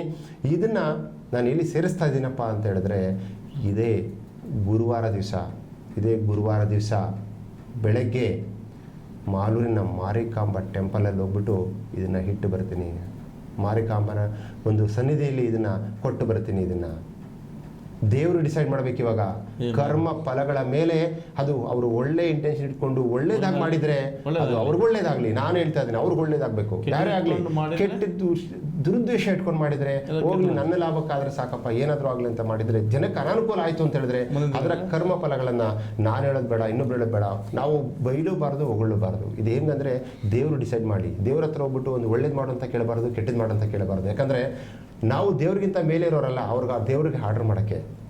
ನಾವು ದೇವ್ರಿಗಿಂತ ಕೆಳಗಿರೋರು, ನಮ್ಮನ್ನು ಆಟ ಆಡಿಸ್ತಿರೋದು ದೇವರು ಅಂದಮೇಲೆ ಇದನ್ನು ಖಾಲಿ ಪೇಪರ್ನ ನಾನು ಅದಕ್ಕೆ ದೇವ್ರಿಗೆ ಬಿಟ್ಕೊಡ್ತಾ ಇದ್ದೀನಿ. ದೇವರೇ, ಒಳ್ಳೇದು ಮಾಡಿದವ್ರಿಗೆ, ಒಳ್ಳೆ ಇಂಟೆನ್ಷನ್ ಅವ್ರಿಗೆ ಒಳ್ಳೇದು ಮಾಡು. ಅದು ಒಳ್ಳೇದೇ ಮಾಡಿದ್ರಂದ್ರೆ ಅವ್ರನ್ನ ಮತ್ತೆ ನೀವು 28ಕ್ಕೆ ಗೆಲ್ಲಿಸ್ಕೊಡಿ. ಇಲ್ಲ, ಅವ್ರು ಕೆಟ್ಟಿದ್ದು ಮಾಡಿದ್ರೆ 28ಕ್ಕೆ ಅವ್ರನ್ನ ಮನೆಗೆ ಕಳಿಸ್ಕೊಡಿ. ಇಷ್ಟೇ ನಾನು ಹೇಳ್ತಿರೋದು, ಅಷ್ಟೇ. ವೆರಿ ಸಿಂಪಲ್ ಕ್ಯಾಲ್ಕುಲೇಷನ್ ಅಂದು. ಅಂದರೆ ಅವ್ರ ಬಗ್ಗೆ ಇವಾಗ ಸ್ಥಳೀಯ ಶಾಸಕರ ಬಗ್ಗೆ ವಿರೋಧ ಅಂತೂ ಅಲ್ಲ, ಪರ ಅಂತನೂ ಅಲ್ಲ. ನಾನು ಹೇಳ್ತಿರೋದು ಈ ಒಂದು ಫ್ಲೈಓವರ್ ವಿಷಯಕ್ಕೆ ಬಂದಾಗ ಕೂಲಂಕುಷವಾಗಿ ನಿಮ್ಮ ಹತ್ರ ಬಿಡಿಸಿ ಹೇಳಿದ್ದೀನಿ. ಏನು ಬೇಕಾಗಿತ್ತು, ಏನು ಮಾಡಬೇಕಾಗಿತ್ತು. ನಾಳೆ ದಿವಸ ಅದು ಟೋಲ್ ಹಾಕಿದ್ರು ಅಂದರೆ ಬಹಳ ಕಷ್ಟ ಆಗುತ್ತೆ. ಇಲ್ಲ, ಇವಾಗಿಂದನೇ ಅವ್ರು ಪ್ರಿಪೇರ್ ಮಾಡಿಕೊಂಡು ಟೋಲ್ನ ಕ್ಯಾನ್ಸಲ್ ಮಾಡೋಕ್ಕೆ ಏನಾದರೂ ವ್ಯವಸ್ಥೆಗಳಿದ್ರೆ ಅದಕ್ಕೂ ಅವ್ರು ಮುಂದೆ ಹೋಗಲಿ ಅಂತ ಮೊದಲೇ ನಾನು ಹಿಂಟ್ ಕೊಟ್ಟಿದ್ದೀನಿ. ಇಲ್ಲ ಅಂದರೆ ಭಾಳಷ್ಟು ಚೇಂಜಸ್ ಬದಲಾವಣೆ ಆಗ್ತದೆ, ಜನಕ್ಕೆ ಗೊತ್ತಾಗ್ಬಿಡುತ್ತೆ ಏನು ಅಂದ್ಬಿಟ್ಟು. ಟೋಲ್ ಬಗ್ಗೆ, ಈಗ ರಸ್ತೆ ಬಗ್ಗೆ ಸಾಕಷ್ಟು ಕಳೆದ ಬಾರಿ ಮಾತಾಡಿದ್ವಿ, ನಮ್ಮ ಫ್ಲೈಓವರ್ ಬಗ್ಗೆ. ಸೊ ಸಾಕಷ್ಟು ಜನಗಳಿಗೆ ಅರ್ಥ ಆಗೋ ರೀತಿಯಲ್ಲಿ ತಾವು ವಿವರವಾಗಿ ಬಿಚ್ಚಿಕೊಟ್ಟಿದ್ರಿ. ಅದ್ರ ಬಗ್ಗೆ ಏನಾಯಿತು ಅಂತ ಹೇಳಿದರೆ, ಇನ್ನು ಚುನಾವಣೆ ಬರ್ತಾ ಇದೆ ಸರ್. ಇನ್ನು ಕಳೆದ ಬರೀ 2 ವರ್ಷದಲ್ಲಿ ನಮ್ಮ ಚುನಾವಣೆಗಳ ಹತ್ತಿರದಲ್ಲಿ ಬರ್ತಾ ಇದೆ. ಈಗ ಮಾಲೂರಿನಲ್ಲಿ 4 ಜನ ಕ್ಯಾಂಡಿಡೇಟ್ಸು, ನಂಜೇಗೌಡರು ಇದ್ದಾರೆ, ಮಂಜುನಾಥ್ ಗೌಡರು ಇದ್ದಾರೆ, ರಾಮೇಗೌಡರು ಇದ್ದಾರೆ, ಈ ಕಡೆ ಓಡಿ ವಿಜಯಕುಮಾರ್, 4 ಜನ ಕಾಕಾಡದಲ್ಲಿದ್ದಾರೆ. ಚುನಾವಣೆಗೆ ಬರ್ತಾ ಇದೆ. ಏನಿದೆ ಸರ್ ನಿಮ್ಮ ಮಾಹಿತಿ ಪ್ರಕಾರ ಮಾಲೂರಿನ? ಮೊದಲನೇ ಮಾತು ಹೇಳ್ತೀನಿ, ಈಗ 4 ಜನ ಇದ್ದಾರೆ ಅಂತ ಹೇಳಕೋಬೇಡಿ. ಮಾಲೂರಿನಲ್ಲಿ ಕಣಕ್ಕೆ ಇಳಿಬೇಕಾಗಿರ್ತಕ್ಕಂಥವ್ರು ಸುಮಾರು ನಿಯರ್ ಬೈ 2 ಲಕ್ಷ ಜನ ಇದ್ದಾರೆ. ಅಂದ್ರೆ ಪ್ರತಿಯೊಬ್ಬ ವೋಟರು ಒಬ್ಬ ಕಾಂಪಿಟೇಟರ್ ಬರೋವರೆಗೂ, ಆ ಸನ್ನಿವೇಶ ಬರೋವರೆಗೂ ಪ್ರತಿಯೊಬ್ಬರು ಕಾಂಪಿಟೇಟರ್ MLA ಸೀಟ್ಗೆ ಅಲ್ವಾ. ಓಕೆ, ಇವಾಗ ಗುರುತಿಸ್ಕೊಂಡಿರೋ ವಿಚಾರಕ್ಕೆ ಬಂದ್ರೆ, ಅವಾಗ ಈಗ ಸ್ಥಳೀಯ ಶಾಸಕರು ನಂಜೇಗೌಡರು ಫಸ್ಟ್ ಇದ್ದೇ ಇರ್ತಾರೆ. ಎರಡನೇದು ಬಂದು ಮಂಜುನಾಥ್ ಗೌಡರು, ಮಾಜಿ MLA ಅವರಿದ್ದೇ ಇರ್ತಾರೆ. ಮೂರನೇ ವಿಚಾರಕ್ಕೆ ಬಂದರೆ, ಈಗ ರಾಮೇಗೌಡರು ವರ್ಸಸ್ ಉಡಿ ವಿಜಯಕುಮಾರ್ ಅವರು ಬಂದರೆ, ಈಗ ಉಡಿ ವಿಜಯಕುಮಾರ್ ಅವರು JDS ಪಕ್ಷಕ್ಕೆ ಸೇರ್ಕೊಂಡಿದ್ದಾರೆ. ಅವರು ಕ್ಯಾಂಡಿಡೇಟ್ ಅಂತ ಆಲ್ಮೋಸ್ಟ್ ನನ್ನ ಮಾಹಿತಿ ಪ್ರಕಾರ ಆಲ್ಮೋಸ್ಟ್ ಅದು ಡಿಕ್ಲೇರ್ಡ್ ಆಗಿದೆ. ರಾಮೇಗೌಡರು ಕ್ಯಾಂಡಿಡೇಟ್ ಬರೋದಿಲ್ಲ. ಇದು ಈಗ ವಾಸ್ತವ್ಯ, ಅವರಿಬ್ಬರು ಹೊಂದಾಣಿಕೆ ಅದು ಎಲ್ಲ ಪರೀಕ್ಷೆಗೆ ಸೇರ್ಕೊಂಡಿದ್ದು ಅದಾಗಿದೆ. ಈಗ ಅಂದರೆ 3 ಜನ ಬಂತು. ಈಗ 3 ಜನಕ್ಕೂ ನಾನು ನನ್ನ ಮನಸ್ಸಲ್ಲಿರ್ತಕ್ಕಂಥದ್ದನ್ನ ಒಂದು ವಿಚಾರ ಹೇಳ್ತಾ ಇದ್ದೀನಿ. ಏನಪ್ಪ ಅಂದರೆ ಮೊದಲನೇಗೆ ಇವಾಗ ಸ್ಥಳೀಯ ಶಾಸಕರ ಬಗ್ಗೆ ಹೇಳ್ಬೇಕು. ಯಾಕಂದರೆ ನಾನು ಹೇಳ್ತೀನಿ, ಆಡಳಿತವ್ರ ಬಗ್ಗೆನೇ ನಾವು ಕ್ವಶನ್ ಮಾಡೋಕ್ಕಾಗೋದು ಹೆಚ್ಚಿಗೆ. ಆಡಳಿತ ಇಲ್ಲ ಅಂದರೆ ಮಾಡೋಕ್ಕಾಗಲ್ಲಲ್ವಾ? ಆಪೋಸಿಟ್ ಅವರು ಈ ಕ್ವಶನ್ ಮಾಡಿದ್ರೇ ಅವರು ಚೆನ್ನಾಗಿ ಕೆಲಸ ಮಾಡೋದು.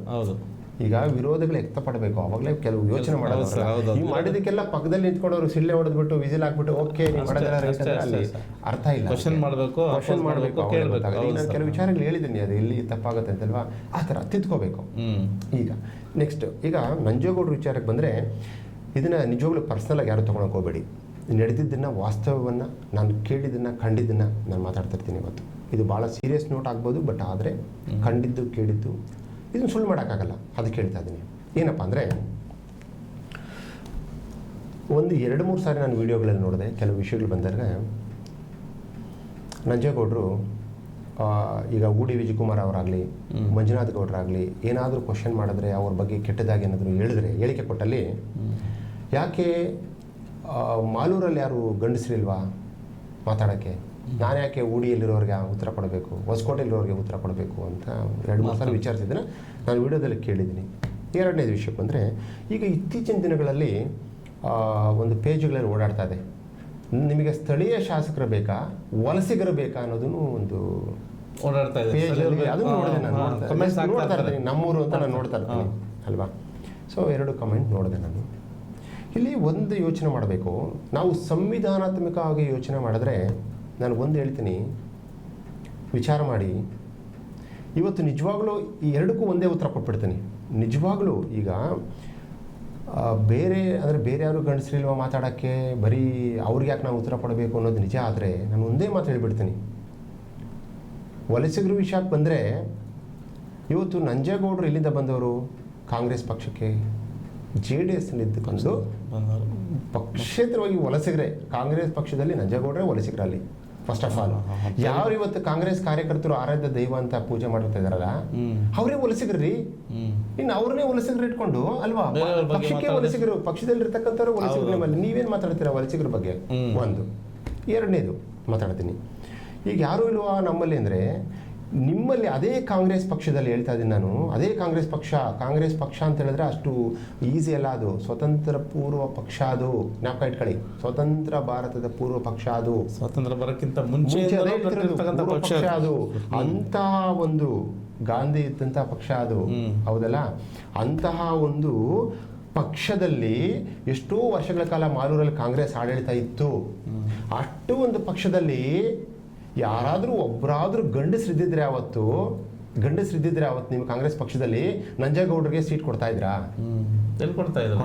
ಇದೇ ವರ್ಡು ಆ ಕಾರ್ಯಕರ್ತರು ಯೋಚನೆ ಮಾಡಿಬಿಟ್ಟಿದ್ರೆ, ಹೌದಪ್ಪ ವಲಸಿಗರು ನಾವು ಬಿಟ್ಕೊಂಬಾರದು ನಮ್ಮ ಪಕ್ಷಕ್ಕೆ, ನಮ್ಮಲ್ಲೂ ಗಂಡಸರಿದ್ದಾರೆ ಇಲ್ಲಿ, ನಮ್ಮಲ್ಲಿ ಗಂಡಸರಿದ್ದಾರೆ ಇಲ್ಲಿ, ನಮ್ಮಲ್ಲಿ ಯಾಕೆ ನಿಂತ್ಕೋಬಾರದು ಅಂತ ಅಂದ್ಬಿಟ್ಟಿದ್ರೆ ಕೇಳಿದ್ರು. ಆ ಪದ ನಿಜವಾಗ್ಲೂ ಆ ಪದಗಳು ಬಳಸಬಾರ್ದು. ಯಾಕೆ ಬಳಸಬಾರ್ದು? ಇನ್ನೂ ಒಂದು ಹೇಳ್ತೀನಿ, ಸಂವಿಧಾನ ಇದು ಹೇಳಿದ್ದು ಅವ್ರ ಮಾತಿಗೆ ರಿವರ್ಸ್ ಅಷ್ಟೇ. ಸಂವಿಧಾನಾತ್ಮಕವಾಗಿ ಮಾತಾಡ್ತೀನಿ ನಾನು. ಏನಪ್ಪಾ ಅಂತ ಹೇಳಿದ್ರೆ, ನೀವು ಬೇರೆಯವರು ಬರಬಾರ್ದು, ಹೊಸಕೋಟೆಯಿಂದ ಬಂದು ನಿಂತ್ಕೊಬಾರ್ದು, ಊಡಿಯಿಂದ ಬಂದು ನಿಂತ್ಕೊಬಾರ್ದು ಅನ್ನೋದಕ್ಕೆ ಯಾವುದೇ ಪುರಾವೆಗಳಿಲ್ಲ. ಯಾಕಂತ ಹೇಳಿದ್ರೆ ಸಂವಿಧಾನದಲ್ಲಿ ಒಬ್ಬ ವೋಟರ್ ಅಂದಮೇಲೆ, ಭಾರತೀಯ ಪ್ರಜೆ ಅಂದಮೇಲೆ ಎಲ್ಲಿ ಬೇಕಾದ್ರೂ ನಿಂತ್ಕೋಬಹುದು, ಅದು ಸಂವಿಧಾನದಲ್ಲಿ ಇದೆ. ಅದಕ್ಕೆ ಪ್ರೂಫ್ ಏನು ಕೊಡ್ತೀನಿ ಅಂತ ಹೇಳಿದ್ರೆ, ತಮ್ಮದೇ ಪಕ್ಷವರಾದ ಸರ್ವೋಚ್ಚ ನಾಯಕರಾದ ರಾಹುಲ್ ಗಾಂಧೀಜಿಯವರು ಎಲ್ಲವರಪ್ಪ ಅವರು ಉತ್ತರ ಭಾರತದಲ್ಲಿರ್ತಕ್ಕಂಥವ್ರು ಬಂದು ಕೇರಳದಲ್ಲಿ ಇರ್ತಾರಲ್ಲಪ್ಪ. ನಿಮಗೆ ನಿಜವಾಗ್ಲೂ ಸಂವಿಧಾನದ ಬಗ್ಗೆ ನಂಬಿಕೆ ಇದ್ರೆ, ಅಂಬೇಡ್ಕರ್ ಅವ್ರ ಬಗ್ಗೆ ನಂಬಿಕೆ ಇದ್ರೆ, ಗಾಂಧೀಜಿ ಬಗ್ಗೆ ನಂಬಿಕೆ ಇದ್ರೆ, ಇನ್ಯಾವತ್ತೂ ನೀವು ಉಚ್ಚರಿಸಬಾರ್ದು. ಬೇರೆ ಏನು ವಲಸಿಗರು ಅಂತ ಉಚ್ಚರಿಸಬಾರದು ಇವತ್ತಿಂದ ಹೇಳ್ತಕ್ಕಂಥದ್ದು. ಇಲ್ಲ ನೀವು ಸಂವಿಧಾನ ರಾಂಗ್ ಅಂತ ಹೇಳಿ, ನೀವು ಹಂಗಂದ್ರೆ ಸಂವಿಧಾನ ತಪ್ಪು ಬರೆದಿದ್ದಾರೆ, ನಾನು ಕರೆಕ್ಟ್ ಆಗಿದ್ದೀನಿ, ಇಲ್ಲಿ ಬೇರೆಯವ್ರು ಬರಬಾರ್ದು ಅಂತ ಹೇಳಿ ನೀವು ಮೀಡಿಯಾದಲ್ಲಿ ಬಂದು. ಇಲ್ಲ ನೀವು ಇದು ತಪ್ಪ ಅನ್ನೋದಾದ್ರೆ ರಾಹುಲ್ ಗಾಂಧಿ ಅವ್ರಿಗೆ ಹೋಗಿ ಫಸ್ಟ್ ಬುದ್ಧಿ ಹೇಳಿ. ಏನ್ ಸರ್ ನೀವು ಉತ್ತರ ಭಾರತ ಬಿಟ್ಬಿಟ್ಟು ಸಂಬಂಧ ಇಲ್ಲದೆ ಬಂದು ಕೇರಳದಲ್ಲಿ ಬಂದು ನಿಂತ್ಕೊಂಡು ಗೆಲ್ತಾ ಇದ್ರಲ್ಲ ನೀವು, ಯಾಕೆ ನಿಮಗೆ ಇದಿಲ್ವಾ, ನಿಮಗೆ ವಲಸಿಗರ ಕೆಲಸ ಮಾಡ್ತಾ ಇದ್ರ ನೀವು ಅಂತ ನಿಮ್ಮ ನಾಯಕರಿಗೆ ನೀವು ಬುದ್ಧಿ ಹೇಳ್ರಿ. ಅವಾಗ ಒಪ್ಕೋತೀನಿ ನಾನು ಈ ಎರಡು ವಿಷಯನ. ಇದಕ್ಕೆ ಯಾರೇ ಆಗ್ಲಿ, ಈಗ ನಾನು ಇದೀನಪ್ಪ, ನಾನು ಇವತ್ತಿಲ್ಲಿದ್ದೀನಿ, ನಾನೆಲ್ಲ ಹೋಗಿ ನಿಂತ್ಕೋಬೇಕು, ನಾನು ಯೋಚನೆ ಮಾಡ್ತೀನಿ, ಆಮೇಲೆ ವೋಟರ್ ಯಾವ ಟೈಮಲ್ಲಿ ಬೇಕಾದ್ರೆ ಯಾವ ಟೈಮಲ್ಲಿ ಬೇಕಾದ್ರೆ ನಾನು ಅಲ್ಲ, ಒಂದು ಅಪ್ಲಿಕೇಶನ್ ಹಾಕಕ್ಕೆ ಯಾವ ಲೆಕ್ಕನೂ ಇಲ್ಲ ರೀ. 5 ನಿಮಿಷದ ಕೆಲಸ. ನಾನು ಒಂದು ಡಿಪೆಂಡ್ ಹಾಕಾಗಲ್ವಾ, ನೀವು ಹಾಕಕ್ಕಾಗಲ್ವಾ? ಯಾರು ಬೇಕಾದ್ರೆ ನಿಂತ್ಕೋಬಹುದು ಇಲ್ಲಿ. MLA ಕ್ಯಾಂಡಿಡೇಟ್ ಯಾರು ಬೇಕಾದ್ರೆ ಆಗ್ಬೋದು. MLA ಆಗೋದು ಬೇರೆ, ಕ್ಯಾಂಡಿಡೇಟ್ ಯಾರು ಬೇಕಾದ್ರೆ ಗೆಲ್ಲೋದು ಬಿಡೋದು ಬೇರೆ. ಕ್ಯಾಂಡಿಡೇಟ್ ಆಗ್ಬೋದ್ರಿ, ಎಲ್ಲಿ ಬೇಕಾದ್ರೆ ಆಗ್ಬೋದ್ರಿ ಇಂಡಿಯಾದಲ್ಲಿ. ಸೊ ಅದಕ್ಕೆ ಹೇಳ್ತಕ್ಕಂಥದ್ದು, ದಯವಿಟ್ಟು ಈ ವಲಸಿಗರು ಅವರು ಇವರು ಅನ್ನೋದನ್ನು ಬಿಟ್ಟುಬಿಡಿ. ನಿಮ್ಮ ಕೆಲಸಗಳಿದೆ ಅದನ್ನ ಬಗ್ಗೆ ಮಾತಾಡಿ, ಅವರು ಅವ್ರ ಕೆಲಸ ಬಗ್ಗೆ ಮಾತಾಡಲಿ. ಅವ್ರು ಯಾರಾದರೂ ವಿರೋಧ ಪಕ್ಷದವರು ಟೀಕೆಗಳು ಮಾಡಿದ್ರೆ ಅದನ್ನು ಸ್ವಾಗತಿಸಿ. ಏನೋ ಅವ್ರು ಹೇಳ್ತಾ ಇದ್ದಾರಲ್ಲಪ್ಪ, ಅದನ್ನು ನಾನು ತಿದ್ದುಕೊಂಡ್ರೆ ನನಗೆ ಜನ ಜಯ ಅನ್ಬೇಕು ಅನ್ನೋದ್ರ ಬಗ್ಗೆ ಯೋಚನೆ ಮಾಡಿದ್ರೆ ಡೆಫಿನೆಟ್ಲಿ ಅದು ತಾಲೂಕು ಜನಕ್ಕೆ ಒಳ್ಳೆಯದಾಗತ್ತೆ ಅಂತ ನನ್ನ ಒಂದು ಯೋಚನೆನ ನಿಮ್ಮ ಮುಂದೆ ಹಂಚ್ಕೋತಾ ಇದ್ದೀನಿ. ಈಗ ಎರಡನೇ ವಿಷಯಕ್ಕೆ ಬರ್ತೀನಿ. ಈಗ ನೆಕ್ಸ್ಟ್ ಬರ್ತಕ್ಕಂಥದ್ದು ಯಾವುದು, ಮಾಜಿ MLA ಮಂಜುನಾಥ ಗೌಡ್ರ ಬಗ್ಗೆ ಹೇಳ್ಬೇಕಂತ ಹೇಳಿದ್ರೆ ಅಗೇನ್ ಸೇಮ್ ವಿಷಯ ಹೇಳ್ತಾ ಇದ್ದೀನಿ. ಈಗ ಮಂಜುನಾಥ ಗೌಡ್ರಿಗೂ ನಾನು ಹೇಳ್ತಿರೋದು ಅಷ್ಟೇ. ಏನಪ್ಪ ಅಂತ ಹೇಳಿದ್ರೆ, ನಾನು ಮೊದಲು MLA ಆಗಿದ್ದೆ, ನಾನೇನು ಹಗರಣಗಳು ಮಾಡಿಲ್ಲ, ಕೆಲಸ ಮಾಡಿಕೊಟ್ಟೆ, ಆದರೂ ನನ್ನ ಸೋಲಿಸಿದ್ರು ಅಂತ ಒಂದೇ ಒಂದು ಕಾರಣಕ್ಕೆ ಆ ಕೊರೋನಾ ಅಂತಕ್ಕಂಥ ಒಂದು ಮಹಾಮಾರಿ ಟೈಮಲ್ಲಿ ಮಾಲೂರು ಜನತೆ ನಮ್ಮನ್ನು ಬರಲಿಲ್ಲ, ನಮ್ಮನ್ನು ನೋಡಿಲ್ಲ, ನಮ್ಮನ್ನು ಕಾಪಾಡಲಿಲ್ಲ, ನಮಗೆ ಕೈ ಕೊಡಲಿಲ್ಲ ಅಂತಕ್ಕಂಥ ಕೊರಗು ನಿಜವಾಗ್ಲೂ ಇನ್ನೂ ಮಾಲೂರು ಜನತೆಯಲ್ಲಿ ಕಾಡ್ತಾ ಇದೆ. ಅದೊಂದು ಕೊರತೆ ಕಾಡಲಿಲ್ಲ ಅವತ್ತೊಂದಿದ್ರೆ ಬಹುಶಃ ಲಾಸ್ಟ್ ಟೈಮು ಗೆಲ್ಬೋದಾಗಿತ್ತು. ಓಕೆ, ಈಗ ಜನಗಳು ಒಂದೊಂದು ಟೈಮ್ ತಪ್ಪು ಮಾಡ್ತಾರೆ. ಫಸ್ಟ್ ಟೈಮು ಗೆಲ್ಸಿದ್ರು, ಅವಾಗ್ಲೂ ಓಕೆ ನನ್ನ ಸೋಲಿಸಿದ್ರು ಪರವಾಗಿಲ್ಲ ಅಂತ ಹೇಳಿ ಓಡಾಡಿದಿದ್ರೆ ಅವತ್ತು ಕೊರೋನಾ ಟೈಮಲ್ಲಿ ಡೆಫಿನೆಟ್ಲಿ ಮೊನ್ನೆ ಕೈ ಬಿಡ್ತಿರಲ್ಲ, ಇನ್ನೊಂದು 15-20 ಸಾವಿರ ಓಟ್ ಜಾಸ್ತಿ ಬರ್ತಾಯಿತ್ತು. ಅಂದರೆ ಎಲ್ಲೋ ಒಂದು ಕಡೆ ಎಲ್ಲೋ ಒಂದು ಜನಗಳು ಎಲ್ಲೋ ಒಂದು ಕೊರಗು ಇದೆ ಅಂತ ಅವರು ಅರ್ಥ ಮಾಡ್ಕೋಬೇಕು. ಆ ಒಂದು ಪರಿಸ್ಥಿತಿಯಲ್ಲಿ ಆಗಿರ್ತಕ್ಕಂಥ ಒಂದು ಗ್ಯಾಪ್ ಇತ್ತಲ್ಲ ಅವತ್ತಿಂದ ಮತ್ತೆ ಆ ಋಣ ಜನಗಳಿಗೆ ತೀರಿಸೋದಕ್ಕೆ ಇನ್ನೂ ಟೈಮ್ ಇದೆ. ಇವಾಗ ಇನ್ನೂ 2 ವರ್ಷ ಕಾಲಾವಕಾಶ ಇದೆ. ಆ ಒಂದು ಟೈಮಲ್ಲಿ ಮಾಡದಿರ್ತಕ್ಕಂಥ ಕೆಲಸಗಳನ್ನ ಇವಾಗಲೂ 2 ವರ್ಷ ಏನು ಟೈಮ್ ಇದೆಯಲ್ಲ ಆ ಟೈಮಲ್ಲಿ ಮಾಡಬಹುದು. ಅವ್ರಿಗೂ ಒಂದು ಅವಕಾಶ ಮಾಡಬಹುದು. ಹಿಂದೆ ಮುಂದೆ ನೋಡಬಾರ್ದು, ಹಗಲು ರಾತ್ರಿ ನೋಡಬಾರ್ದು, ಕೆಲಸ ಮಾಡಬೇಕು. ವಿರೋಧ ಪಕ್ಷದಲ್ಲಿ ನಿಂತ್ಕೊಂಡಾಗಲಿ ಒಳ್ಳೆ ಕೆಲಸಗಳಿಗೆ ಪ್ರಚೋದನೆ ಕೊಡಬೇಕು, ಒಳ್ಳೆ ಕೆಲಸಗಳನ್ನ ಮಾಡೋದಕ್ಕೆ ಬಯಸಬೇಕು, ಒಳ್ಳೆ ಕೆಲಸಗಳನ್ನ ಮಾಡಿಸೋದಕ್ಕೆ ಮುಂದಾಗಬೇಕು. ಸೊ ಇದ್ರ ಜೊತೆ ಇನ್ನೊಂದು ಏನಂತ ಹೇಳಿದ್ರೆ ಹೇಳ್ತಕ್ಕಂಥದ್ದು, ನಾನೀಗ ಸಂವಿಧಾನದ ಬಗ್ಗೆ ಯಾರು ಎಲ್ಲಿ ಬೇಕಾದ್ರೂ ನಿಂತ್ಕೋಬೋದು, ಏನು ಬೇಕಾದ್ರೂ ಮಾಡ್ಬೋದು ಅಂತ ನಾನೇ ಹೇಳಿದೆ. ಆದರೆ ನಾನೇ ಅದಕ್ಕೆ ಇನ್ನೊಂದು ಪರ್ಯಾಯವಾಗಿ ಒಂದು ಆಪ್ಷನ್ ಹೇಳ್ತಾ ಇದ್ದೀನಿ. ಏನಕ್ಕಪ್ಪ ಅಂತ ಹೇಳಿದ್ರೆ, ಕೆಲವು ಟೈಮಲ್ಲಿ ನಾವು ಎಷ್ಟೇ ಏನೇ ಮಾಡಿದ್ರೂ ಆ ಸ್ಥಳೀಯರು ಅಂತಕ್ಕಂಥದ್ದು ಎಲ್ಲೋ ಒಂದು ಕಡೆ ಹೌದಲ್ವಾ ಇವರು ಬೇರೆಯವರ ನಾವು ಸ್ಥಳೀಯರ ಅಂತಕ್ಕಂಥದ್ದು ಗ್ಯಾಪ್ ಇದೆಯಲ್ಲ, ಆ ಗ್ಯಾಪ್ ಅಂತಕ್ಕಂಥದ್ದು ಕೆಲವು ಟೈಮು ಉಲ್ಟಾ ಆಗ್ಬಿಡುತ್ತೆ. ಅಂದರೆ ಈ ನಾವು ಹಿಸ್ಟ್ರಿ ಇರುತ್ತಲ್ಲ, ಒಂದೇ ಒಂದು ವಿಚಾರ ಹೇಳ್ಬಿಡ್ತೀನಿ ಈ ವಿಷಯಕ್ಕೆ ಬಂದಾಗ. ಸಿಂಪಲ್ ವಿಷಯ ಇದು, ನಿಮಗೆ ಗೊತ್ತಿರುತ್ತೆ. ಮೊನ್ನೆ ನಮ್ಮ ದಾವಣಗೆರೆ ಎಲೆಕ್ಷನ್ ಹೋದಲ್ಲಿ ಪ್ರದೀಪ್ ಈಶ್ವರ್ ಅಂತ ಒಬ್ಬರು MLA ಇದ್ದಾರೆ. ಎಲ್ಲಿ ಚಿಕ್ಕಬಳ್ಳಾಪುರ ಪ್ರದೀಪ್ ಈಶ್ವರ್ ಅಂತ ಗೆದ್ದಿದ್ದಾರೆ. ಅವ್ರನ್ನ MLA ಅನ್ಬೇಕು ಯಾವುದು ಅವಿವೇಕಿ ಅನ್ಬೇಕು ಗೊತ್ತಾಗಲ್ಲ. ಅವ್ರು ಹೇಳ್ತಾರೆ ಅಬ್ದುಲ್ ಕಲಾಂ ಅವರನ್ನು ಪ್ರೆಸಿಡೆಂಟ್ ಮಾಡಿರ್ತಕ್ಕಂಥದ್ದು, ಭಾರತೀಯ ಪ್ರೆಸಿಡೆಂಟ್ ಮಾಡಿದ್ದು ಕಾಂಗ್ರೆಸ್ ಪಾರ್ಟಿ ಅಂತ. ಅಲ್ಲಿ ಹಿಸ್ಟ್ರಿ ನೋಡ್ಬೇಕು ನಾವು. ಅಬ್ದುಲ್ ಕಲಾಂ ಅವ್ರನ್ನ ಪ್ರೆಸಿಡೆಂಟ್ ಮಾಡಿದ್ದು ಅಟಲ್ ಬಿಹಾರಿ ವಾಜಪೇಯಿ ಅವರಿದ್ದಾಗ, NDA ಸರ್ಕಾರ ಇದ್ದಲ್ಲಿ ಅದನ್ನ ಹೆಸರನ್ನ ಅವರು ತೆಗೆದುಕೊಡೋದು ವಾಜಪೇಯಿ ಅವರು ಇವ್ರ ಹೆಸರನ್ನ. ಆದರೆ ಹೆಸರು ತೆಗೆದುಕೊಡ್ಬೇಕಾದ್ರೆ ಅಲ್ಲಿ ಏನಿರುತ್ತೆ ಅಂತ ಹೇಳಿದ್ರೆ ಎಲ್ಲ ನಮ್ಮ ಲೋಕಸಭೆ ಮತ್ತು ಈ ಸ್ಟೇಟ್ ಇರುತ್ತಲ್ಲ, ಎಲ್ಲರೂ ಸಮ್ಮತಿ ಬೇಕಾಗತ್ತೆ, ಕೇಳ್ತಾರೆ. ಒಪ್ಪಿಗೆ ಕೇಳಿದಲ್ಲಿ ಈಗ ನೀವು ಅಂತ ಒಂದು ದೇವತಾ ಮನುಷ್ಯನ ನೀವು ನಿಲ್ಲಿಸ್ಬಿಟ್ಟು ಒಪ್ಪಿಗೆ ಕೇಳಿದಾಗ ನೀವು ಒಪ್ಪಿಲ್ಲ ಅಂದ್ರೆ ಅವತ್ತು ಚಪ್ಪಲಿ ಹೊಡಿತಿದ್ರು. ಅವ್ರನ್ನ ಯಾರು ಒಪ್ಪಲ್ಲ, ಅಬ್ದುಲ್ ಕಲಾಂ ಅವ್ರನ್ನ ಪ್ರೆಸಿಡೆಂಟ್ ಅಲ್ಲ ಯಾರು ಒಪ್ಪಲ್ಲ, ಅವ್ರನ್ನ ಚಪ್ಪಲಿ ತಗೊಂಡು ಹೊಡಿಬೇಕು. ಎಲ್ಲಿ ಸಂವಿಧಾನದ ಮುಂದೆ ನಿಲ್ಲಿಸ್ಬಿಟ್ಟು. ನಾನು ಅದನ್ನೇ ಹೇಳ್ತಾ ಇರೋದು. ಒಪ್ಕೊಂಡ್ರು, ಅವ್ರು ಒಳ್ಳೆ ಮನುಷ್ಯ ಅಂತ ಎಲ್ಲರೂ ಒಪ್ಕೊಂಡ್ರು. ಪ್ರದೀಪ್ ಈಶ್ವರ್ ಪ್ರಕಾರ ಏನ್ ಹೇಳ್ತಿರೋದು ಅಂತ ಹೇಳಿದ್ರೆ, ನಾವು ಆಪೋಸ್ ಮಾಡ್ಲಿಲ್ಲ ಅದಕ್ಕೆ ಅವ್ರು ಆದ್ರೂ ಅನ್ನೋ ತರ ಹೇಳ್ತಾ ಇದಾರೆ. ಅಂದ್ರೆ ನಾವು ಆಪೋಸ್ ಮಾಡ್ಬಿಟ್ಟಿದ್ರೆ ಅವ್ರು ಆಗ್ತಾ ಇರಲಿಲ್ಲ, ನಾವು ಅವತ್ತು ಆಪೋಸ್ ಮಾಡಿಲ್ಲ ಅಂದಿದ್ದಕ್ಕೆ ಆಗಿದ್ದು, ಅದಕ್ಕೆ ಕಾಂಗ್ರೆಸ್ ಮಾಡಿದ್ದು ಅಂತ ಎಕ್ಸಾಂಪಲ್ ಕೊಡ್ತಿದ್ದಾನೆ. ಹಾಗಾದರೆ ಇವತ್ತು ನಾನು ಹೇಳ್ಕೊಂಡು ತಿರುಗಾಡ್ಬೋದಲ್ಲ. ನಾನು ಅವತ್ತು ಪ್ರದೀಪ್ ಈಶ್ವರ್ ನಿಂತಿದ್ದಲ್ಲಿ ನಾನು ಎಲೆಕ್ಷನ್ ನಿಂತಿರಲಿಲ್ಲ, ಅದಕ್ಕೆ ಎಲೆಕ್ಷನ್ ಗೆದ್ದಿದ್ದಾನೆ, ಇವತ್ತು ಪ್ರದೀಪ್ ಈಶ್ವರ್ MLA ಆಗಿದ್ದಾನೆ. ಅಲ್ಲಿಗೆ ನಾನೇ ಗೆಲ್ಸಿರೋದು ಅಂತ ಹೇಳ್ಕೊಬೋದಲ್ಲ, ಒಬ್ಬ ವೋಟರು ಹೇಳ್ಕೊಬೋದಲ್ಲ ಅದನ್ನು. ಅವ್ರಿಗೂ ಅಧಿಕಾರ ಇದೆ. ನಾನು ನಿಂತಿಲ್ಲ ಅಂತ ನಿನ್ಗೆ ಗೆದ್ದಿದ್ಯಾ, ನಾನು ನಿಂತ್ಬಿಟ್ರೆ ಸೋಲ್ತಾ ಇದ್ದೀನಿ, ನಾನೇ ಗೆಲ್ಸಿರೋದು ನಿನ್ನ ಅಂತ ಹೇಳ್ಕೊಬೋದಲ್ಲ. ಅರ್ಥ ಇದೆಯಾ? ಅಂದರೆ ಯಾಕೆ ಹೇಳ್ತೀನಿ ಅಂದರೆ, ಇಂಥ ಅವಿವೇಕಿಗಳು 4 ಜನ ಉಟ್ಕೊಂಡ್ಬಿಟ್ರು ತಾಲೂಕಿಗೆ, ಹಿಸ್ಟ್ರಿನ ಮರೆಮಾಚ್ಬಿಡ್ತಾರೆ ಇವಾಗಿನ ಪೀಳಿಗೆಗೆ. ಯಾಕೆ ಇದನ್ನು ಮಂಜುನಾಥ್ ಗೌಡರ ವಿಷಯದಲ್ಲಿ ಹೇಳ್ತಾ ಇದ್ದೀನಿ ಅಂತ ಹೇಳಿದ್ರೆ, ಅವರು 8 ವರ್ಷದ ಹಿಂದೆ MLA ಆಗಿದ್ದವರು. ಆವಾಗಿದ್ದು ವೋಟರ್ಸ್ ಇದಾರಲ್ಲ, ಒಂದು 15-20% ವೋಟರ್ಸು ಸತ್ತೋಗಿರ್ತಾರೆ. ಅದಾದಮೇಲೆ ಸುಮಾರು ಒಂದು 20-30% ಹೊಸ ವೋಟರ್ಗಳು ಬಂದಿರ್ತವೆ. ಈ ಹೊಸ ವೋಟರ್ಸ್ ಬಂದವ್ರಿಗೆ ಈ ಥರ 4 ಜನ ಅವಿವೇಕಿಗಳು ಹಿಸ್ಟ್ರಿನೇ ಚೇಂಜ್ ಮಾಡ್ಬಿಟ್ಟು ಹೇಳ್ಬಿಡ್ತಾರೆ. ಅವ್ರಿಗೆ ಗೊತ್ತೇ ಇರಲ್ಲ ಹಿಸ್ಟ್ರಿನ. ನಾನು ಇದನ್ನು ಕೇಳ್ತಿರೋದು ಈಗ ಮತ್ತೆ ಕಾಣಿಸ್ಕೋಬೇಕು. ಜೊತೆಗೆ ಇದು ನನ್ನ ಒಂದು ಸಜೆಷನ್ ಏನಪ್ಪ ಅಂತ ಹೇಳಿದ್ರೆ, ಆದಷ್ಟು ಬೇಗ ಮಾಲೂರಲ್ಲಿ ಇವತ್ತು ಯಾರ್ಯಾರು ವಲಸಿಗರು ಅಂತವ್ರಿಗೆ ಒಂದು ಉತ್ತರ ಕೊಡಬೇಕು ಅಂದರೆ, ನಾನು ಒಂದೇ ಮಾತು ಹೇಳ್ತಕ್ಕಂಥದ್ದು, ಮಾಲೂರಲ್ಲಿ ಆದಷ್ಟು ಬೇಗ ಮನೆ ಮಾಡಬೇಕು. ಮನೆ ಮಾಡಿಬಿಟ್ಟು ವೋಟರ್ ID ಮತ್ತು ಆಧಾರ್ ಕಾರ್ಡ್ 2 ಮಾಲೂರದು ಆ ಅಡ್ರೆಸ್ ಮನೆಗೆ ತಗೊಂಡು ಪ್ರತಿ ಹಳ್ಳಿಯಲ್ಲೂ ಬ್ಯಾನರ್ ಹಾಕಬೇಕು. ಪ್ರತಿ ಹಳ್ಳಿಗೂ ನಾನು ಸ್ಥಳೀಯ, ಅದನ್ನು ಓದೋಕ್ಕೆ ಕೆಲವರು ತಿರುಚಬೇಕು ಅನ್ನೋದಕ್ಕೆ ಅಡ್ರೆಸ್ನ ಬ್ಯಾನರಾಗಿ ಹಾಕ್ಸ್ಬಿಡ್ಬೇಕು. ಹಳ್ಳಿಯಲ್ಲಿ ಮಾಲೂರದ ಅಡ್ರೆಸ್ ಇಟ್ಕೊಂಡು ಅಲ್ವಾ. ಅವಾಗ ಅದು ಆ ಒಂದು ಗ್ಯಾಪ್ ಹೊರಟೋಯ್ತಲ್ಲ, ಅಲ್ಲಿ ಸ್ಥಳೀಯರು ಅಂತ ಆಗೋಯ್ತಲ್ಲ. ಅಲ್ಲಿ ಎಲ್ಲರೂ ಸ್ಥಳೀಯರು ಎಲ್ಲ ನಿಂತ್ಕೊಳ್ಳಿ, ಡೈಲಿ ಓಡಾಡಲಿ, ನಿಂತ್ಕೊಳ್ಳಿ, ಕೆಲಸ ಮಾಡಲಿ. ವಿತ್ ಸ್ಥಳೀಯ ಅನ್ನೋದಕ್ಕೆ ಮನೆ ಮಾಡಿ ಆಧಾರ್ ಕಾರ್ಡು, ವೋಟರ್ಸ್ ID ಮನೆ ಒಂದು ಹಳ್ಳಿಯಲ್ಲೂ ಒಂದೊಂದು ರೋಡಲ್ಲೂ ಬ್ಯಾನರಾಗಿ ಡಿಸ್ಪ್ಲೇ ಆಗಲಿ. ಆವಾಗ ಈ ಒಂದು ಗ್ಯಾಪ್ ಬರೋದಿಲ್ಲ. ಈ ಥರ ಕೆಲವರು ಹಿಸ್ಟ್ರಿನ ಮರೆಮಾಚಿರ್ತಕ್ಕಂಥವ್ರು ಇರ್ತಾರಲ್ವ, ಅವ್ರ ಮುಂದೆ ತಪ್ಪಿಸ್ಕೋಬೋದು. ಪ್ರತಿಯೊಬ್ಬರಿಗೂ ಒಂದು ಇದಾಗುತ್ತೆ. ಏನೇ ಆದರೂ ನಾನು ಇದು ಅಷ್ಟು ಹೇಳ್ತಿರೋದಂದರೆ, ಯಾವುದೇ ರೀತಿ ಏನೇ ಆಗಲಿ ನಾವು ಒಬ್ಬ ವೋಟರ್ ಆಗಿ ಜನಗಳಿಗೆ ಒಳ್ಳೇದಾಗಬೇಕು, ಮಾಲೂರು ಜನಗಳಿಗೆ ಒಳ್ಳೇದಾಗಬೇಕು ಅನ್ನೋದರಿಂದ ನಾನು ಇದೊಂದು ಸಜೆಷನ್ ಕೊಟ್ಟೆ.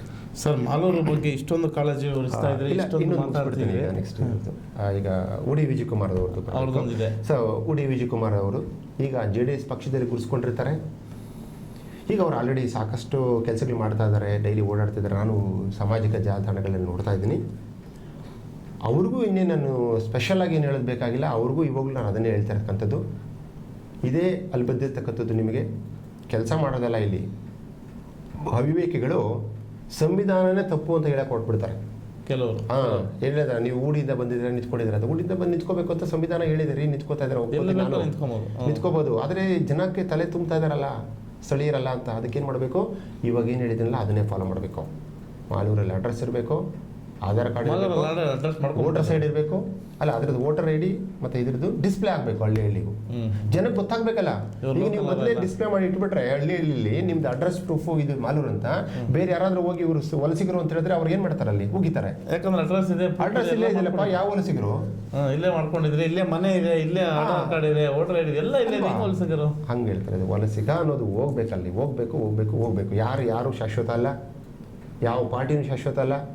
ಇವಾಗ ಇದೇ ಹೇಳ್ತಾ ಇದ್ದೀನಲ್ಲ, ಇವಾಗ ವಲಸಿಗರು ಎಲ್ಲಿ, ಯಾರೇ ವಲಸಿಗರು? ನೀವು ರೀಜನ್ ಹೇಳ್ತಾ ಇದ್ದೀರಾ, ಪಾರ್ಟಿಯಲ್ಲಿ ನೀವು ಈಗ 3 ಜನ ಇರ್ತಕ್ಕಂಥದ್ದು ಪಾರ್ಟಿಗಳಿಗೆ ವಲಸಿಗರೇ ಇದ್ದೀರಾ. ಅಲ್ಲಿ ಬೇರೆ ಬೇರೆ ಪಾರ್ಟಿಯಿಂದನೇ ಬಂದಿರತಕ್ಕಂಥದ್ದು. ಈಗ 3 ಜನ ವಲಸಿಗರ. ಈಗ ಮತ್ತೆ ಯಾಕೆ ಅದನ್ನ ಆ ಪದ ಯಾಕಿದೆ ಇಟ್ಕೊಂಡಿದ್ದೀರಾ ನೀವು? ನಿಮ್ಮಗಳಲ್ಲಿ ಆ ಪದನ ತೆಗೆದು ಬಿಡ್ರಿ, ವಲಸಿಗರು ಅಂತ ಪದನ ತೆಗೆದು ಬಿಡ್ರಿ. ಫಸ್ಟ್ ಯೋಚನೆ ಮಾಡಬೇಕಾಗಿರೋದು